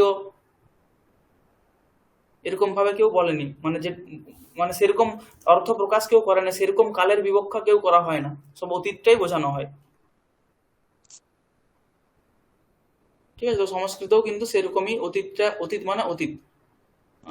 স্যার, ওইগুলোকে আর ভাগ করা হয় না আর কি। না, ওইগুলোকে কালকে আবার, মানে 3টাই কাল, তার মধ্যে আবার হ্যাঁ, ভাগ করা হয়নি। তো ভাগ করা হয় গচ্ছানস্তি না, মানে ওটা একটা গচ্ছতি, বলতে। এই বাক্যের অর্থ সেম। রামঃ বনম গচ্ছতি এই বাক্যের যে অর্থ যা, রামঃ বনম গচ্ছানস্তি এই বাক্যের অর্থও তা। একই আর কি। কারণ রামঃ বনম গচ্ছতি মানে এখনো বনকে প্রাপ্ত হয়নি, রাস্তায় যাচ্ছে, সেই অর্থটাই বোঝাচ্ছে গচ্ছতি ক্রিয়াও। গচ্ছতি মানে চলে গেছে এই অর্থ বোঝাচ্ছে না তো, গচ্ছনস্তি মানে ওই একই বোঝাচ্ছে আর একই কি। অর্থ, একই অর্থ। কেউ কেউ ভাবে যে সে যাচ্ছে, এখানে সে যায় বললে কি অর্থ বোঝাচ্ছে, সে যায় মানে প্রত্যেকদিন যায়, একটা নিত্য কর্ম বোঝাচ্ছে। হ্যাঁ, রাম বিদ্যালয়ে যায়। ঠিক আছে, তো এই সকল ভাগগুলো কিন্তু ওই ইংরেজি থেকে এরকম ভাবে উঠে এসেছে। ইংরেজিটাকে কিভাবে বোঝাবে তার জন্য এরকম ভাগ করা হয়েছে। রাম বিদ্যালয়ে যায় মানে এখানে শুধুমাত্র ক্রিয়াটাকে বোঝাচ্ছে, আজকে যাচ্ছে এটা বোঝাচ্ছে না। রাম বিদ্যালয়ে যায় মানে রাম প্রত্যেকদিন বিদ্যালয়ে যায়, আজকে যাচ্ছে কিনা জানে না, তখন বলে রাম বিদ্যালয়ে যায়। কিন্তু বস্তুত এই বাক্যটা কোন অর্থে ব্যবহার করা হয়, যখন রাম বিদ্যালয়ে সত্যি যাচ্ছে, তখন দেখে ওই রাম বিদ্যালয়ে যায়, এরকম ভাবে বাক্যের ব্যবহার হয়। কিন্তু ইংরেজিটাকে বোঝানোর জন্য এখন আমরা সেরকম বাংলাতেও ভাগ করে নিয়েছি। ঘটমান পুরা ঘটিত। হ্যাঁ, বুড়াহুটিতে এরকম ভাবে ভাগ করে নিয়েছি। তাহলে স্যার, সংস্কৃতে কি রাম বিদ্যালয়ে যায় বলতে ওই রাম রাম রামঃ বিদ্যালয়ম বিদ্যালয় গচ্ছতি। গচ্ছতি হ্যাঁ, এরকমই বলতে হবে? হ্যাঁ, মানে এরকমই যায় বলতে হবে। বোঝাতেও গচ্ছতি বোঝাবে, আর যাইতেছে বোঝালেও গচ্ছতি হ্যাঁ, বোঝাবে। হ্যাঁ, সব ক্ষেত্রেই গচ্ছতি। রাম বিদ্যালয়ে যাই বলে এখানে তো সেরকম ভাবে হয় না। বাংলাতে এরকম এরকম মানে ইংরেজি যেটা আছে, হ্যাঁ, সেখানে অর্থটা কিরকম আসছে, রাম বিদ্যালয়ে যায় মানে যেরকম হচ্ছে আর কি, দিনের বেলাতেও আমি যদি, রাতের বেলাতেও আমি যদি বলি সূর্য পূর্ব দিকে ওঠে, সেরকম একটা ব্যাপার ওখানে বোঝা যাচ্ছে রাম বিদ্যালয়ে যায় মানে। হ্যাঁ, রাতের বেলাতেও বলছে রাম বিদ্যালয়ে যায়, এই বাক্য প্রয়োগ নিত্য হচ্ছে। সত্য আর কি, নিত্য হ্যাঁ, সত্য আর কি। হ্যাঁ, রাতের বেলাতেও রাম বিদ্যালয়ে যায় এই বাক্যের প্রয়োগ হচ্ছে। কিন্তু সংস্কৃতে রামঃ বিদ্যালয়ম গচ্ছতি এই প্রয়োগটা মানে কেউ দেখে মানে করবে না আর কি। মানে বাক্য প্রয়োগ হতে পারে, যেমন আমি এখন বলছি রামঃ বিদ্যালয়ম গচ্ছতি, তো প্রয়োগ তো বাক্যের হচ্ছে, কিন্তু বস্তুত রাম বিদ্যালয়ে এই সময় এই বাক্যটার কোনো তাৎপর্য নেই, এই বাক্যটা শুধুমাত্র আমি এই শাস্ত্রার্থ করার জন্যই বলছি। বস্তুত দিনের বেলা, রাতের বেলায় কি কেউ বিদ্যালয়ে যায়, যায় না, তাহলে হ্যাঁ, রামঃ বিদ্যালয়ম গচ্ছতি এই বাক্যটা এখানে না, কিন্তু ইংরেজির ক্ষেত্রে আলাদা। ইংরেজির ক্ষেত্রে রামঃ বিদ্যালয়ম গচ্ছতি এটা রাতের বেলাতেও সার্থক বাক্য। কেন? কারণ ওটা বোঝাচ্ছে কি যে রাম প্রত্যেকদিন বিদ্যালয়ে যায়, এই অর্থটাকে বোঝানোর জন্যই রামঃ বিদ্যালয়ম রাম বিদ্যালয়ে যায় এইটা প্রয়োগ হচ্ছে, এই বাক্যের প্রয়োগ হচ্ছে। তো সেক্ষেত্রে ওইটা আলাদা, যে ওই কি বলা হয় ওইটাকে, সিম্পল, কি বলা হচ্ছে, কি বর্তমান বলা হয় এটাকে, সাধারণ প্রেজেন্ট কন্টিনিউয়াস। ঘটমান বর্তমান। ঘটমান তো আলাদা, এটা সাধারণ বর্তমান, তাই তো? নিত্য বর্তমান, নিত্য বর্তমান। ওই আর কি ওরকম। রাম ভাত খায়, তো যখন খাচ্ছে না তখনও রাম ভাত খায় এই বাক্যর সার্থক। কিন্তু সংস্কৃতের ক্ষেত্রে ওরকম হয় না। সংস্কৃতে রাম যখন ভাত খাচ্ছে তখনই রামঃ অন্নম খাদতি এই বাক্য সার্থক। কেন? কারণ এখানে আমাদের অনেক প্রকৃতি প্রত্যয় ভেদ আছে বললাম। তো রামহ এখানে যেমন গচ্ছতিতে বললাম তিপ প্রত্যয়টা যেমন কর্তাকে বোঝাচ্ছে, ঠিক তেমন বর্তমান কালকেও বোঝাচ্ছে। ও আচ্ছা, তাহলে ব্যাপারটা হচ্ছে যে এই রাম প্রতিদিন ভাত খেলেও এই মুহূর্তে যদি ভাত না খায় তাহলে কিন্তু রাম অন্নম খাদাতি এটা সার্থক নয়। সার্থক নয় বাক্যটা। আচ্ছা আচ্ছা, বুঝতে পেরেছি। কিন্তু ইংরেজিতে বা আমরা বাংলাতে যেরকম বলি সেটা সেখানে কিন্তু সার্থক হচ্ছে।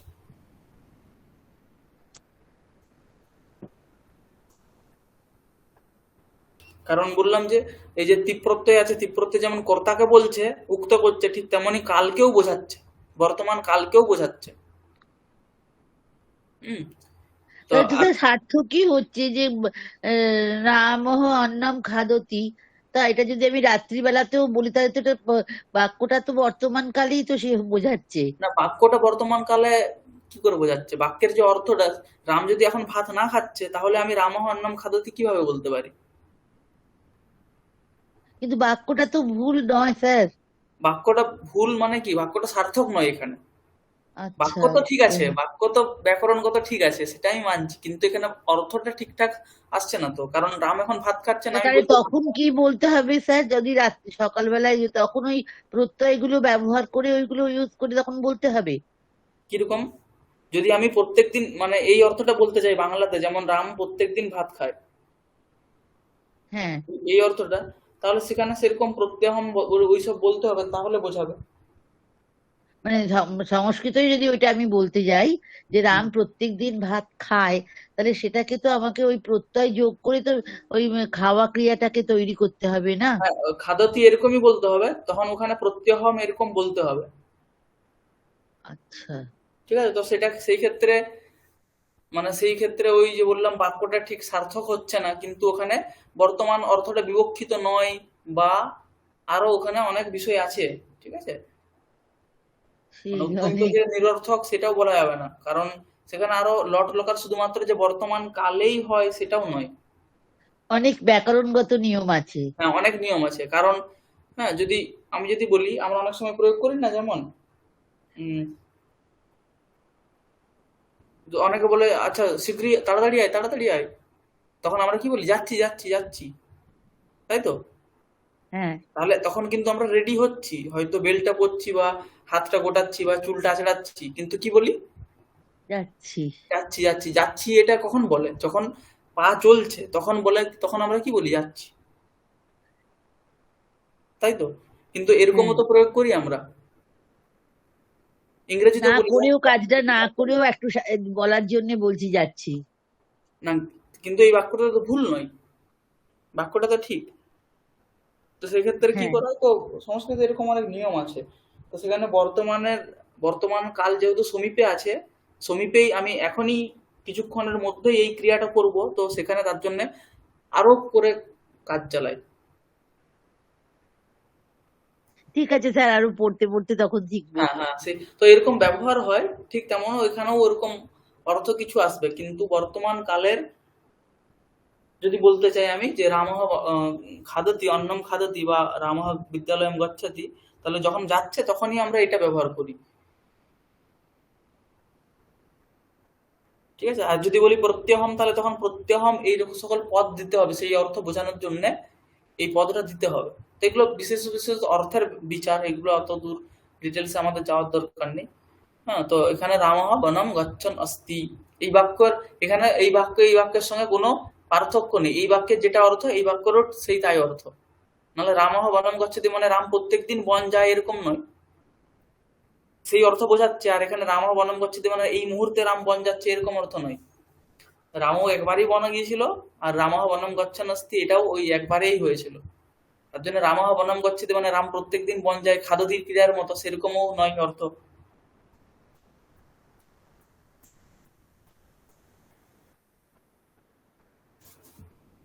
ঠিক আছে, তো এরকম ভাবে হচ্ছে সত্যির প্রত্যয়ান্ত রূপগুলো নিয়ে আসতে হবে আমাদের।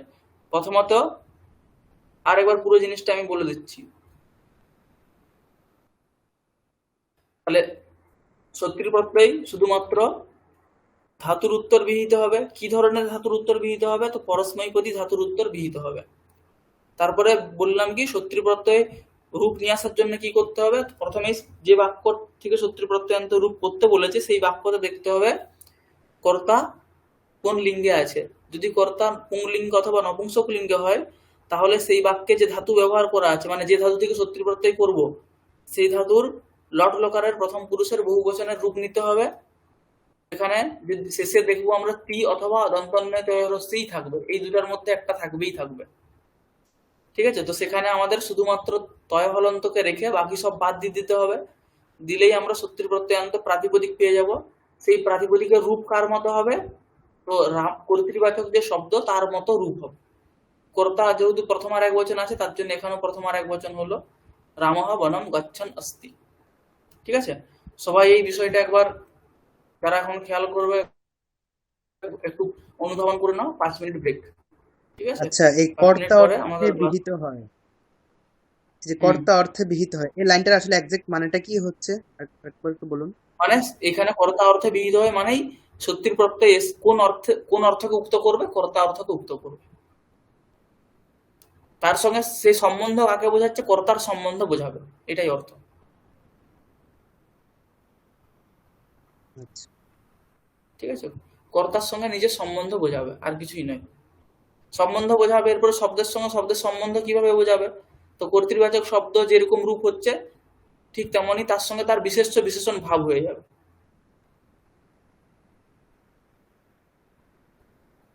ঠিক আছে, হুম। 5 মিনিট ব্রেক, তারপরে ক্লাস শুরু হবে আবার। এগুলো কি সবাইকার লেখা হয়েছে? সবার সত্যি প্রত্যয় সম্বন্ধে যা আছে, না লেখা হলে লিখে নাও।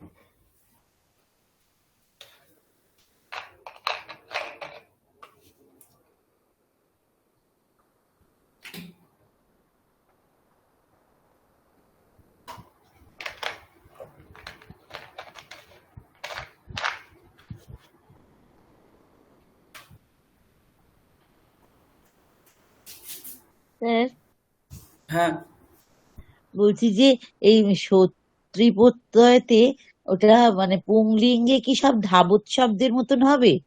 হ্যাঁ, ধাবত শব্দটাও তো ওই সত্যি প্রত্যয়ান্তই শব্দ। আচ্ছা, আর স্ত্রীলিঙ্গে? স্ত্রীলিঙ্গে এবারে বলছি।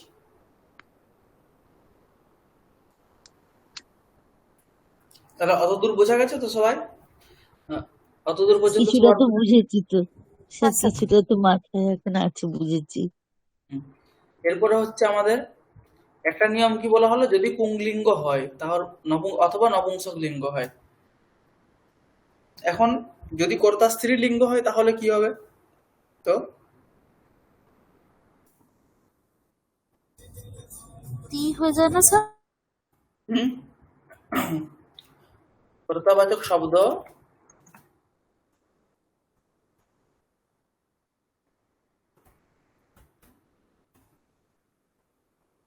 হয়, তাহলে কি দেখতে হবে? সেই লট লকারের প্রথম পুরুষের এক বচনের রূপ নিতে হবে।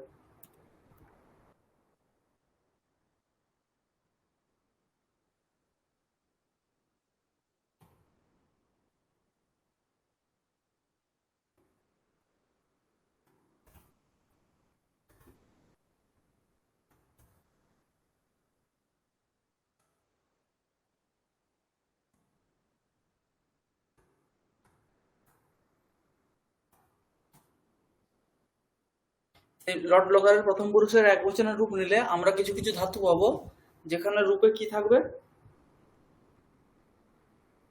শেষে শেষের দিক থেকে কি থাকবে, একটা হচ্ছে একদিকে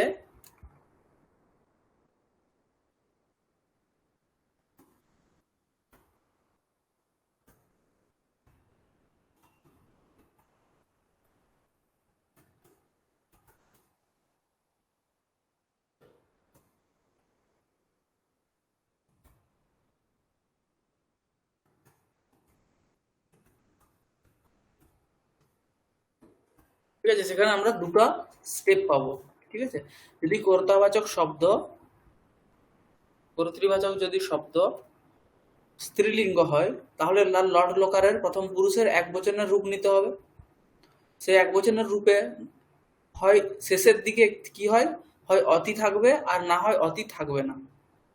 ঠিক আছে, এক হয় কি হবে, অতি থাকবে, আর এক না হয় কি, অতি থাকবে না। তো কিছু কিছু ধাতু আছে যে যাদের প্রথম পুরুষের এক বচনে অতি, মানে গচ্ছতি, এখানে শেষে কি পাচ্ছি, অতি পাচ্ছি। ভবতি, এখানে কি পাচ্ছি, শেষে অতি পাচ্ছি। হ্যাঁ, পঠতি, শেষে কি পাচ্ছি, অতি পাচ্ছি। তাই তো, এরকম খাদতি, গচ্ছতি, পঠতি, হ্যাঁ, এখানে কি পাচ্ছি, অতি পাচ্ছি। একটা পাবো অতি থাকবে না, যেমন করতি। ঠিক আছে, কি থাকবে না, অতি থাকবে না, যেমন করতি। হুম, আর কি আছে, অতি থাকবে না এমন কি আছে আর করতি ছাড়া? গৃহণাতি, শৃণোতি, শৃণোতি। হুম, গৃহণাতি, হ্যাঁ, গৃহাতি, দদাতি। জানাতি, দদাতি। ঠিক আছে, অস্তি। তো এই সকলগুলোর ক্ষেত্রে কি হচ্ছে যে অতি নেই। ঠিক আছে, এরপরে যদি অতি থাকে, ঠিক আছে, যদি অতি থাকে তাহলে প্রথম হচ্ছে দুটো পক্ষ পেলাম এখানে, এক হচ্ছে অতি থাকবে, এক হচ্ছে অতি থাকবে না। যদি অতি থাকে, ঠিক আছে,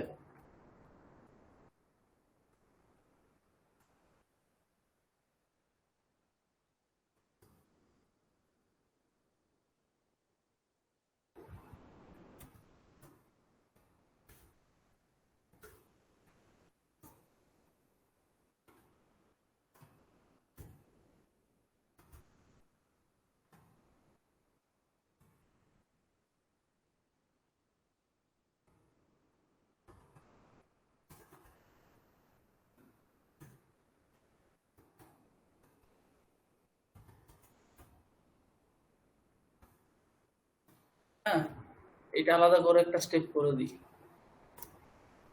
যদি অতি থাকে, ঠিক আছে, তাহলে কি করতে হবে, তাহলে তার সেই ধাতুর প্রথম পুরুষের বহুবচনের রূপ নিতে হবে। সেই বহুবচনের রূপে দন্তন্বয় তয় হ্রস্ব ইকারই থাকবে। হ্যাঁ, থাকবেই থাকবে। সেখানে কি করতে হবে, যেটা হ্রস্ব ইকার আছে অন্তিম ইকার তার দীর্ঘ করতে হবে। ঠিক আছে, তাহলেই আমরা মূল যে প্রাতিপদিক সেটা পেয়ে যাব। যেমন আমি উদাহরণ দিলে আরো স্পষ্ট হবে। আর কি, যদি অতি না থাকে, না থাকলে বেশি ঝামেলা।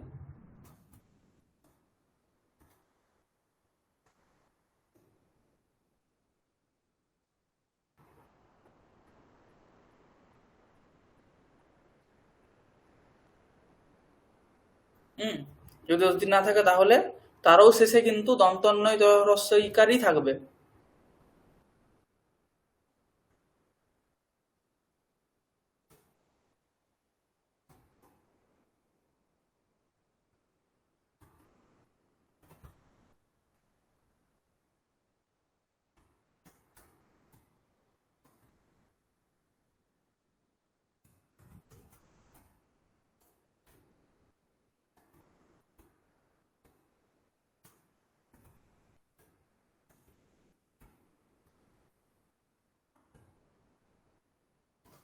ঠিক আছে, যদি অতি না থাকে তাহলে কি করতে হবে, তারও শেষে দন্তন্য হ্রস্বইকারই থাকবে।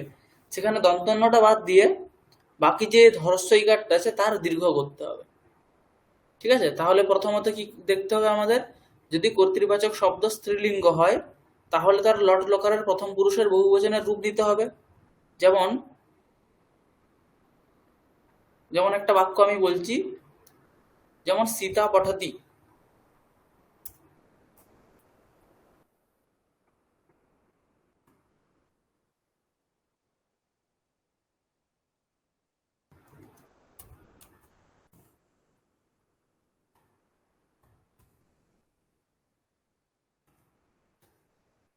এই বাক্যে কি হয়েছে, স্যার সীতা পঠন্তি अस्ति। হ্যাঁ সীতা পঠতি, এখানে সীতা হচ্ছে কর্তৃবাচক শব্দ, হচ্ছে সীতা সেটা স্ত্রীলিঙ্গ শব্দ। তার জন্য কি করতে হবে, যে ধাতু আছে পর ধাতু তার কি করতে হবে, প্রথম পুরুষের বহুবচনের রূপ নিতে হবে। পর ধাতুর প্রথম পুরুষের বহুবচনের রূপ কি হয়, পঠন্তি, তাই তো। তার যে অন্তিম ইকার, প্রথমে দেখতে হবে কি তার অতি আছে কিনা। যদি অতি থাকে তো এখানে অতি আছে, তাহলে তার প্রথম পুরুষের বহুবচনের রূপ নিতে হবে।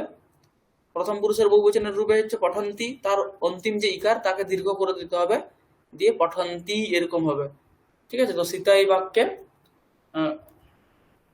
পুরোটা যদি লিখতে হয় আর কি,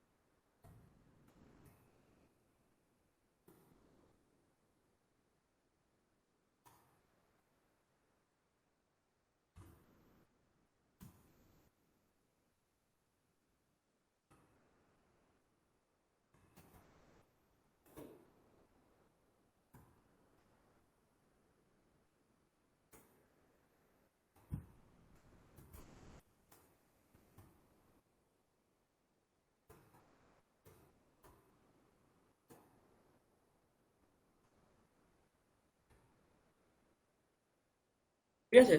যেমন এখানে সীতা পঠতি বাক্য ছিল, সেখানে স্ত্রীলিঙ্গে কর্তৃবাচক শব্দ আছে আর পঠতি ক্রিয়া, তাহলে পঠতি প্রথম পুরুষের এক বচনে পঠতি হচ্ছে, শেষে অতি আছে, এই জন্য তার প্রথম পুরুষের বহু বচনের রূপ নিতে হবে। পঠতি বহু বচনের রূপ কি হয়? পঠন্তি। তার অন্তিম যে ইকারটা তার দীর্ঘ করতে হবে, পঠন্তি। নদী শব্দের মতো রূপ হবে এটার। ঠিক আছে? তাহলে সীতা পঠন্তি अस्ति এরকম রূপ হবে, নদী শব্দের মতো রূপ। পঠন্তি পঠন্ত্যৌ পঠন্ত্যঃ, পঠন্তিম পঠন্ত্যৌ পঠন্তিঃ, পঠন্তিয়া, নদ্যা যেমন হয় পঠন্তিয়া, পঠন্তিভ্যাম পঠন্তিভিঃ, নদীভিঃ। ঠিক আছে? এরকম রূপ হবে। আর এখানে যদি অতি না থাকে, যেমন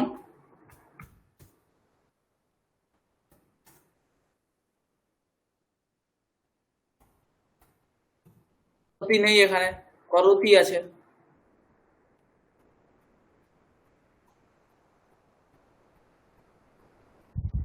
পঠন্তিয়া এটা কখন হবে? পঠন্তিয়া হ্যাঁ, তৃতীয়ার এক বচনে। নদ্যা যেমন হয়। নদ্যাহ। তাহলে মানে সীতায় মানে সীতায়া থাকলে। হ্যাঁ, সীতয়া পঠন্তিয়া এরকম আচ্ছা, ভাবে।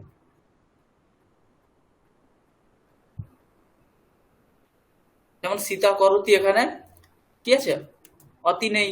তাহলে অতি নেই যখন কি করতে হবে? প্রথম পুরুষের বহু বচনের রূপ নিতে হবে। ঠিক আছে? তো কি হয় कुर्वती প্রথম পুরুষের বহু বচনে? कुर्वन्ति কুর্বন্তি।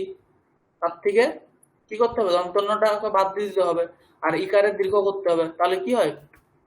कुर्वति কুর্বতি। তাহলে কি হবে তখন বাক্য? सीता कुर्वती अस्ति। কুর্বতি अस्ति। ব্যাস। এটারও নদী শব্দের মতোই রূপ হবে। এই হচ্ছে পুরো বিষয়। ঠিক আছে? কর্মের কোনো পরিবর্তন হবে না। কি? ददति अस्ति। হ্যাঁ, দদাতি থেকে দদাতি अस्ति। ঠিক আছে? তো আমি কিছু কাজ দিচ্ছি। शृणोति अस्ति। হুম কিছু কাজ দিচ্ছি। হ্যাঁ,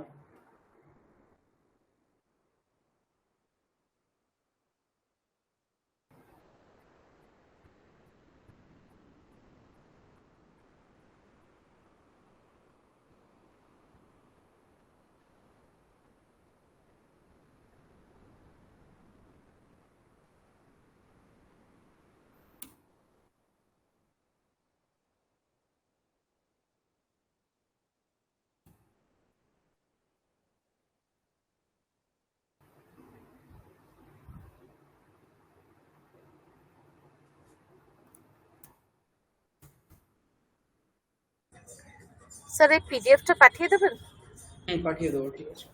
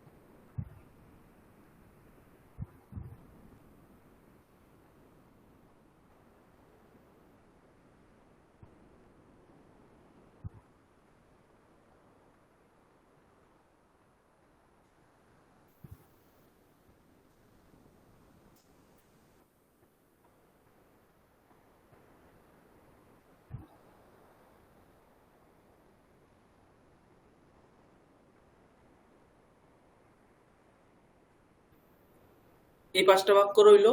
এদের কি কি করতে হবে? সত্রী, লুট আর কর্মণি। হুম একটা বাক্য সত্রী প্রত্যয়ান্ত দিয়ে কিরকম হচ্ছে, লুট প্রত্যয়ান্ত দিয়ে কিভাবে হচ্ছে, আর কর্মণিতে সেটাও করতে হবে। তার সঙ্গে কিছু বাক্য রচনা থাকবে।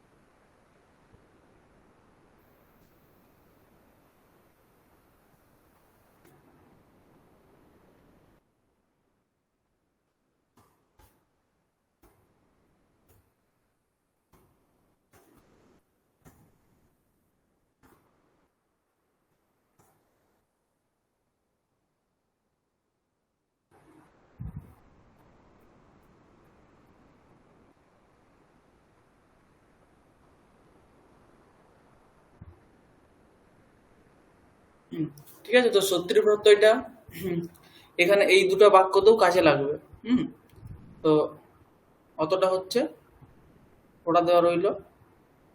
এগুলো বাক্যগুলো বাড়ি থেকে করে নিয়ে আসতে হবে, আর আমি এখান থেকে পুরোটা কপি পেস্ট করে দিয়ে দিচ্ছি।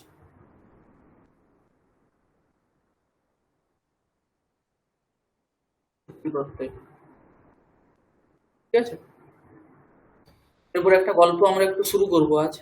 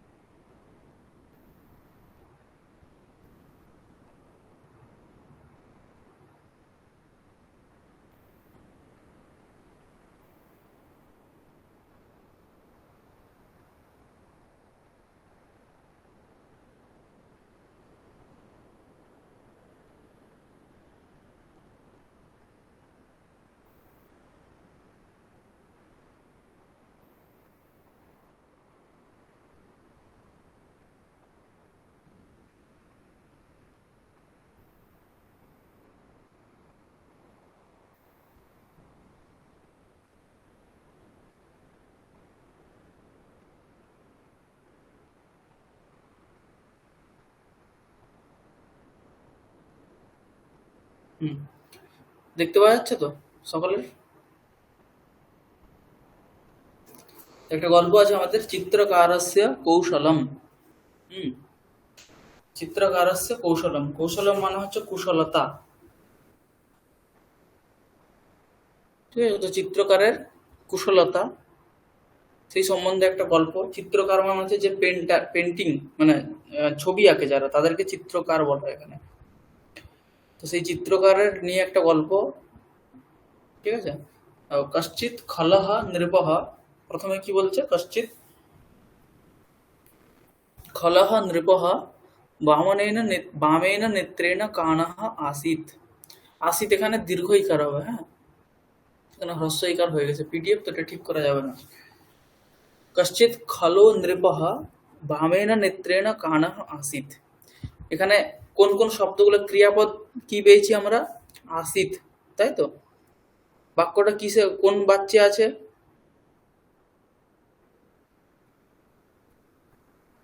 কর্তৃবাচ্য। হুম।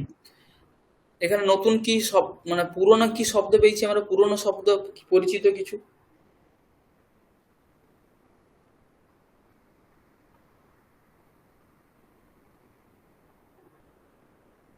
পুরোনো শব্দ বলতে তো মোটামুটি মানে সবগুলোই আমরা পুরোনো। পড়েছি, হুম, কি হবে? কান, নেত্রকান, কি, রেপ, নেত্রে, স্যার নেত্রেণ কানও আসিত, এটাই। এটাই। আর আমরা ক্লাসে এর আগেও অন্য গল্পেতে পড়েছি এমন কিছু বিষয় যেগুলো আলোচনা করেছি, বিচার করেছি। কশ্চিৎ, কষ্টিত, কশ্চিৎ, কষ্টিত, হ্যাঁ, কশ্চিৎটা করেছি। কশ্চিৎ মানে কোনো এক, কখনো কখনো, কোনো এক অনির্দিষ্ট, সময়, না, কশ্চিৎ মানে কখনো নয়, কদাচিৎ মানে কোনো কখনো। এক সময়। কোনো এক মানে নৃপ বোঝাচ্ছে। হ্যাঁ, অনির্দিষ্ট কোনো একজন অনির্দিষ্ট, ব্যক্তি, হ্যাঁ অনির্দিষ্ট। ও, ঠিক আছে। কশ্চিৎ খলহ, খলহ মানে ফলে খল মানে মানে যে হচ্ছে দুষ্ট, খারাপ, যে খারাপ।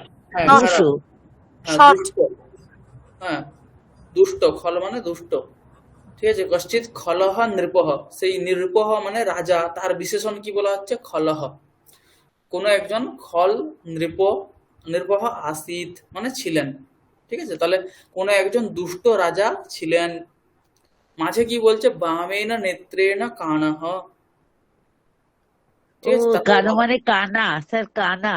হ্যাঁ, কাণহ মানে কানা, বামেন নেত্রেণ মানে তার বাম চোখে, চোখে কি ছিল, কানত্ব দোষ কানা ছিল, ছিল। মানে সে কানা ছিল কিন্তু বাম নেত্রেণ, ঠিক আছে, মানে তার বা চোখে, বা চোখটা কানা ছিল, ঠিক আছে। স্যার কশ্চিৎ বলতে কোনো একজন ব্যক্তি বোঝাচ্ছে। হ্যাঁ, আর দ্যার কস্মিন কালে, কশ্চিৎ বলতে সবসময় ব্যক্তিকেই বোঝাবে। হ্যাঁ, আর কস্মিন কালে বা কদাচিৎ এরকম বললে, কোন এক সময়ে, সময় বললে কদাচিৎ বা কস্মিন কালে। তাহলে এখানে কি বলা হচ্ছে, সে, তাহলে কশ্চিৎ খলহ নৃপঃ কানহ আসিত, হ্যাঁ, কোন একজন দুষ্ট রাজা, যে কি অন্ধ নয়, অন্ধ আর কানা, কানত্ব এই দুটার মধ্যে পার্থক্য আছে। হুম, বামেন নেত্রেণ সহ কানহ আসিত, ঠিক আছে। বামেন নেত্রেণ মানে তার বাম চোখে কানত্ব দোষ ছিল, ঠিক আছে। তার জন্য সে কানহ আসিত, পরন্তু কথম কানহ আসিত, তর্हि বামেন নেত্রেণ ইতি উচ্যতে। মানে তার যে কানত্ব দোষটা, কানত্ব হচ্ছে একটা দোষ, যে সেই দোষ যেখানে থাকে তাকে বলা হচ্ছে কানা। তাহলে কানত্ব দোষ কোথায় ছিল তার, বাম নেত্রে ছিল, বাম চোখে ছিল। হুম, সেখানে বামেন নেত্রেণ, কিভাবে এখানে তৃতীয়া কেন হলো, তৃতীয়া কোথায় হয়, যেহেতু কানা দোষ আছে তাই জন্য, হ্যাঁ, কোনো কানা অঙ্গে, দোষ কি আছে তাই হচ্ছে? জন্য। যে অঙ্গে সমস্যা হয় সে অঙ্গে হ্যাঁ, তৃতীয়া হয়। ঠিক আছে। যে অঙ্গের দ্বারা সমস্ত অঙ্গেরই বিকৃত লক্ষ্য করা হয়, সেই বিকৃত অঙ্গবাচক থেকে তৃতীয়া বিভক্তি হয়। যেমন তৃতীয় বিভক্তি। হ্যাঁ, নেত্রেণ কাণঃ বলছে, আবার পদ, পদভ্যাম খঞ্জঃ, ঠিক আছে, পাদেন খঞ্জঃ, হস্তাভ্যাম কুণিহি, ঠিক আছে, এরকম ভাবে বলা হয়। আহ, তারপরে জিহ্বয়া মুখঃ, ঠিক আছে, এরকম ভাবে উদাহরণ হবে তার। তো এই কি ছিল, বামেন নেত্রেণ কাণঃ আসিত, ঠিক আছে, তার বাঁ চোখটা আর কি কানা ছিল। তো তস্য সভায়াম অর্জুনো নাম কশ্চন কুশলः চিত্রকারः অবর্তত, তার সভাতে অর্জুন নামে কোনো একজন কুশল চিত্রকার ছিলেন। এখানে নাম শব্দ আমরা একটা পেয়েছি, আগেও এটা পড়েছি। হুম, তো এখানে কি সভায়াম অর্জুনঃ নাম, অর্জুন নামক কোন একজন কুশল চিত্রকার ছিল। অবর্তত বৃতু বর্তনে ধাতু, হ্যাঁ, বর্ততে তার লং লকারের প্রথম পুরুষের এক বচনের রূপ হচ্ছে অবর্তত। এখানে লুপ্ত ওকার হয়ে গেছে, সন্ধি করে চিত্রকারহ বিসর্গ ছিল, তারপরে কি হয়েছে লুপ্ত ওকার, চিত্রকারহ অবর্তত। ঠিক আছে। অথৈকদা নরপতিঃ তম পরীক্ষিতুম অবদৎ ভদ্র ত্বম মম এতাদৃশম চিত্রম আলিখ যৎ সর্বেষাম এব সন্তোষকারকম ভবেৎ। তো সেই একদিন, অথ একদা, অথ মানে, অথ শব্দ কখন ব্যবহার করা হয়? অথ শব্দ হচ্ছে, অথ একটা নিপাত,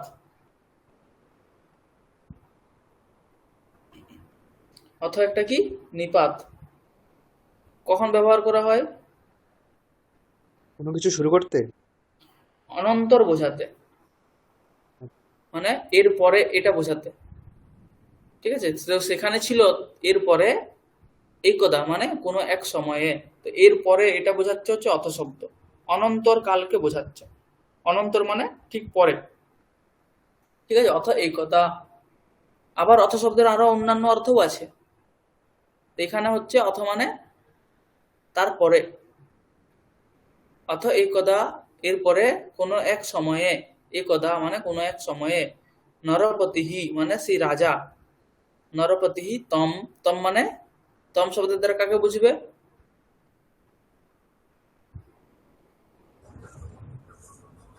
কাকে? কোন শব্দ দ্বারা হচ্ছে যে অর্জুনকে। হ্যাঁ, কারণ পূর্ব বাক্যে প্রধান বিশেষ্য সে, তার জন্য তম মানে অর্জুনম। পরীক্ষিতুম অর্জুনের পরীক্ষা নেওয়ার জন্য, অবদৎ পরীক্ষিতুম এখানে কি প্রত্যয় আছে? তুমুন। তুমুল তুমুন প্রত্যয়। প্রত্যয়। হুম, তুমুন প্রত্যয় নিয়ে আমরা একদিন পড়বো, তার জন্য এখানে অত ডিটেলসে বলছি না কিছুই। কি বলছে যে অবদৎ মানে বলেছিল কি, ভদ্র সম্বোধন করা, ভদ্র, ত্বম মম এতাদৃশম চিত্রম আলিখ, আলিখ মানে হচ্ছে অঙ্কন করা, তুমি আমার এই ধরনের চিত্র অঙ্কন করো, ইয়ৎ সর্বেষাম এব সন্তোষকারকম ভবেৎ, যেটা, যেই চিত্রটা সমস্ত সকলেরই সন্তোষকারক হবে, এরকম একটা চিত্র অঙ্কন করো। অন্যথা ত্বমহম দণ্ডয়েয়, অন্যথা না হলে আমি তোমাকে দণ্ড দেব, দণ্ডয়েয় কোন লকারের রূপ?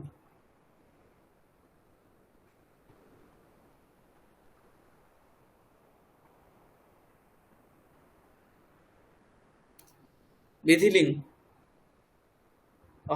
অন্যথা ত্বমহম দণ্ডয়েয়। অর্জুনঃ অবদৎ রাজেন্দ্র यत् सर्वेषामेव सन्तोषं जनयेत् तादृशं चित्रम् आलिखितुं प्रयतेय इति। তো অর্জুন তখন তাকে কি বলল? রাজেন্দ্র, হে রাজশ্রেষ্ঠ, ইয়ৎ সর্বেষাম সন্তোষম অকরোৎ জনয়েত, হ্যাঁ, যে চিত্র সকলের সন্তোষ জনক হবে বা সন্তোষ উৎপাদন করবে, এরকম চিত্র আমি অঙ্কন করতে চেষ্টা করছি। প্রয়তেয় ইতি। ঠিক আছে, তো একই হচ্ছে কি এখানে, এরপরে প্রবলেমটা কি হচ্ছে, যে এখানে নিরুপদ কি হচ্ছে কি, তার একটা চোখ কানা, তাহলে একটা চোখ কানা, একটা চোখ তাকিয়ে থাকে, তার চিত্র কত সুন্দর হবে আর। হুম, তো এই জন্যে সামনাসামনি তো রাজাকে হ্যাঁ বলে দিচ্ছে আপনি, তো কিন্তু অঙ্কন করবে বাকি সবাই, যে কেউ বুঝতেই পারবেন না যে এটা রাজা, তখন তো সে তার বদনাম করে দেবে। তো এই হচ্ছে মেন এখানে বিষয়টা আর কি, যে কিন্তু কাণস্য ভূপতেঃ কঠিনম সময়ম চিন্তয়িত্বা সহ অতীব বিষণ্ণঃ অভবৎ। কিন্তু যেহেতু রাজা এখানে কানা, অন্ধ, অন্ধ বলতে একটা চোখ কানা, যেহেতু দুটো চোখ কানা হলে সে অন্ধ হয়।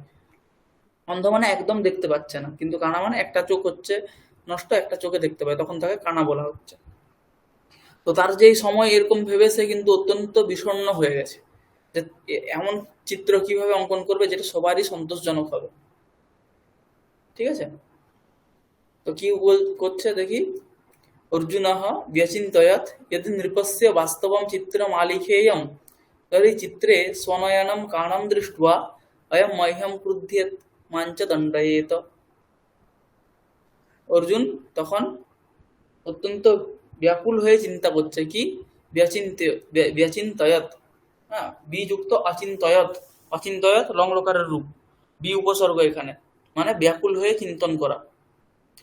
কি চিন্তন করছে? यदि নৃপস্য বাস্তবম চিত্রম আলিখেয়ম, যদি রাজার বাস্তব যে চিত্র সেটা যদি আমি অঙ্কন করি তাহলে কি হবে? রাজার যেহেতু এক চোখ কানা, তাই চিত্রে স্বনয়নম কাণম দৃষ্ট্বা, নিজের যে নয়ন চোখ সেটাকে কানা দেখে অয়ম মহ্যম ক্রুধ্যেত, সেই রাজা আমার উপর ক্রুদ্ধ হবে।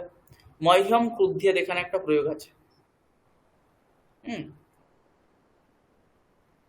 ঠিক আছে। তো মহ্যম ক্রুদ্ধেত এখানে কিছু কিছু ধাতু আছে, হ্যাঁ, সবাই খাতায় ক্রুধ, ক্রুধ ধাতু, দ্রুহ ধাতু আর ঈর্ষ ধাতু,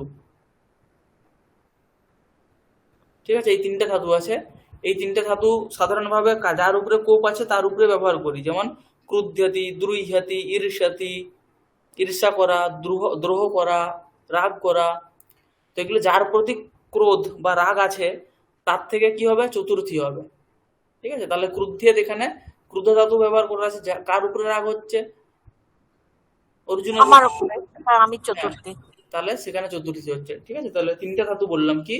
ক্রুদ্ধ ধাতু, দ্রুহ ধাতু আর ঈর্ষ ধাতু। হুম,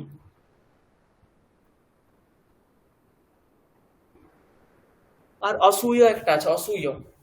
হুম, ক্রোধ দুঃখ ঈর্ষা সূয়ার্থানাম ইয়াম প্রতি কোপঃ, একটা সূত্র আছে। ক্রোধ ধাতু, দ্রুহ ধাতু, ঈর্ষ ধাতু আর অসূয় ধাতু।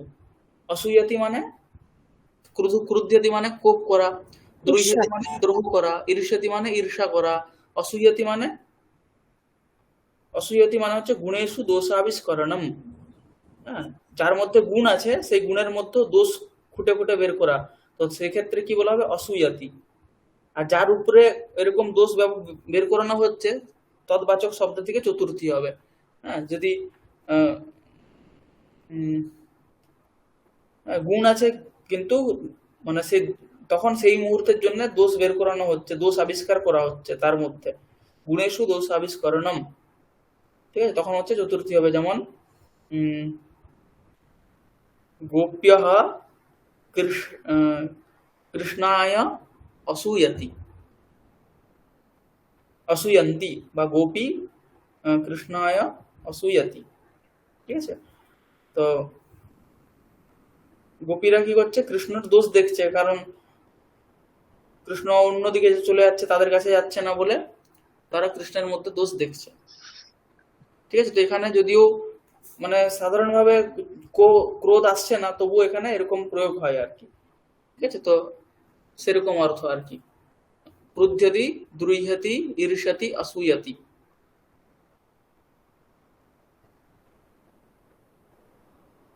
কৃষ্ণায় ক্রুধ্যতি, দ্রুহ্যতি, ঈর্ষতি, অসূয়তি বা। স্যার অয়মটা কি হচ্ছে? অয়ম মানে হচ্ছে রাজা, অয়ম রাজা মহ্যম ক্রুদ্ধেত, এরকম অর্থ।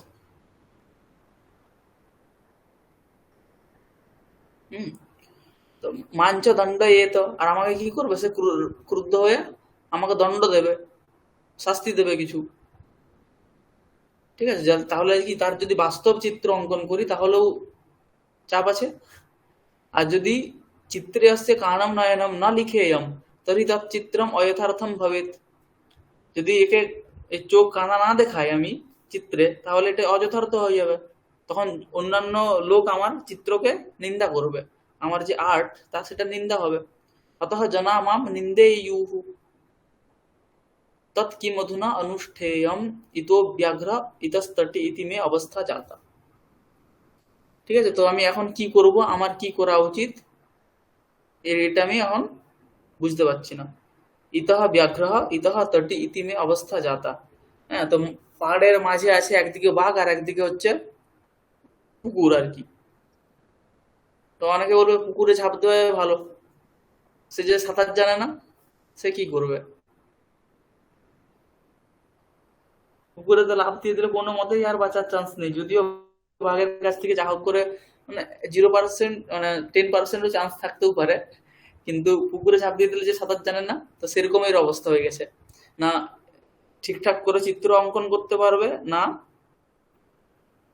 সে সঠিক চিত্র অঙ্কন করতে পারছে, আর না বাস্তবতা দেখাতে পারছে। এই হচ্ছে তার চাপ। ইতঃ ব্যাঘ্রহ ইতঃ তটি ইতি মে অবস্থা জাতা। ঠিক আছে, একজন পড়ো পুরোটা, কিরকম রিডিং পড়তে পারে কে দেখি।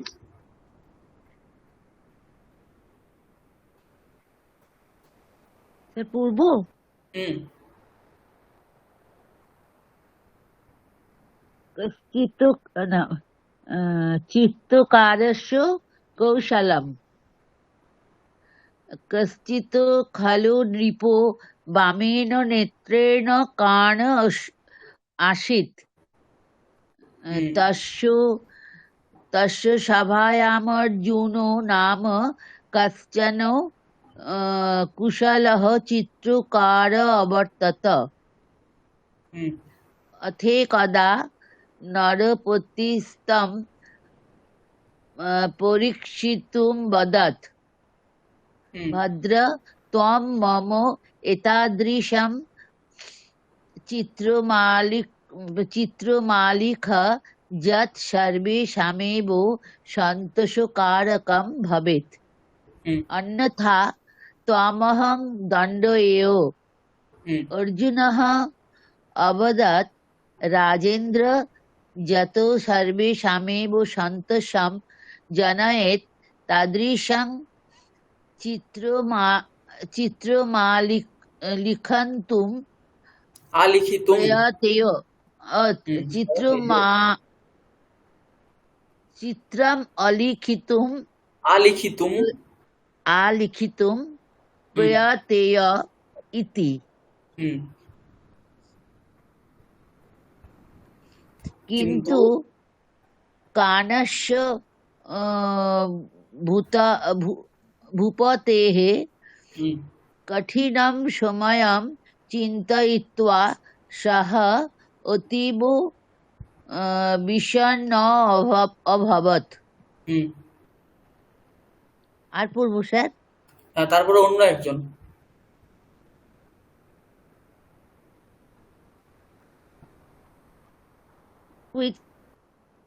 স্যার হ্যাঁ কিছুটা পড়া। হ্যাঁ, ভালো হয়েছে। অন্য একজন, বাকিটা।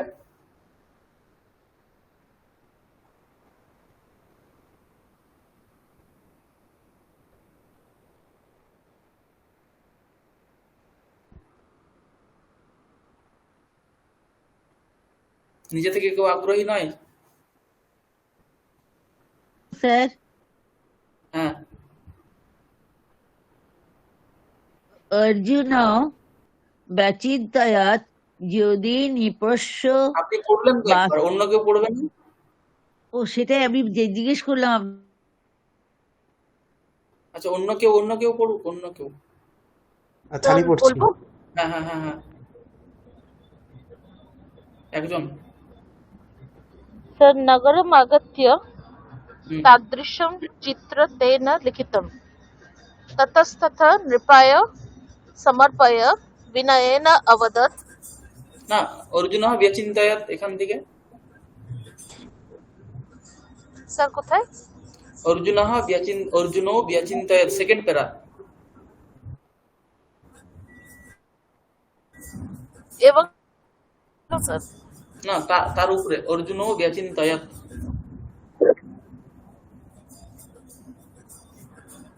স্যার এবং চিন্তাকুল নৃপাত এখান থেকে। না না, তার উপরের প্যারা।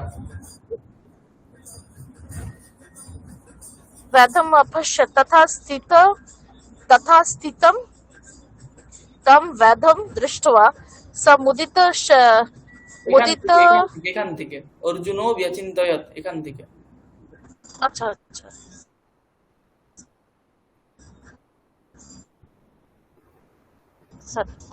सर यदि नृपस्य अवास्तवं चित्रमालिखेयं तर्हि चित्रे स्वनयनं कानं दृष्ट्वा अयं महं क्रुद्धयत् मां च दण्डयत्। मह्यं क्रुध्येत्। मह्यं क्रुद्धयत् मां च दण्डयत्। यदि चित्रस्य कानं नयनं न लिखेयहं तर्हि तत् चित्रम् अयथा अयथार्थ भवेत्। अतो जना मां निन्दयेयुः। हम्म, तत् तत् किम् अधुना अनुष्ठेयम्। हम्म, इतो व्याघ्र इतस्तति इति नैव अवस्था जाता। हम्म। ঠিক আছে, একটু আর এবং একটু ইমপ্রুভ চিন্তা করতে করলো হবে। হ্যাঁ ঠিক আছে, ঠিক আছে, অতদূর পর্যন্ত ঠিক আছে। তো আর একটু ইমপ্রুভ করতে হবে রিডিং পড়াটা। নেটওয়ার্ক অনেকটা খারাপ আছে, পড়া অনেকটা কন্টিনিউ করবো হুম, হ্যাঁ কন্টিনিউ করবো স্যার। না না ঠিক আছে, অতদূর পর্যন্তই। ঠিক আছে, অতদূর পর্যন্ত আজকে রইলো। ওই বাড়িতে যেগুলো কাজ দেওয়া হয়েছে সেগুলো ওই যেটা পিডিএফ দেওয়া হয়েছে আর কি, পিডিএফ নয়, তো ওটা খাতাতে নিজের মতো করে নোট করে নিতে হবে। আর বাকি যে কাজগুলো আছে সেগুলো কিন্তু অবশ্যই করে নিয়ে আসতে হবে। একদিনও কিন্তু আমরা কাজ পাইনি, কাজটা অবশ্যই করে নিয়ে আসতে হবে। আর অবশ্যই সবাইকে উপস্থিত থাকতে হবে। আর যারা ক্লাসে আসেনি তাদেরকেও কাজটা ওই পিডিএফটা পড়লেই বুঝতে পারবে, বা আপনারাও বোঝাতে পারবেন। তো সবাই যেন কাজটা করে নিয়ে আসে, আর যারা আসেনি তাদেরকে জানিয়ে দিতে হবে। ঠিক আছে, অতদূর পর্যন্ত রইলো। পরের দিনে বাকি গল্পটা আর একটা প্রত্যয় আমরা পড়বো। ঠিক আছে, রাখছি তাহলে আজ এখানে। ঠিক আছে স্যার, শুভরাত্রি। গল্পটা পাঠিয়ে দেবেন। সকলকে শুভরাত্রি। শুভরাত্রি স্যার। হুম।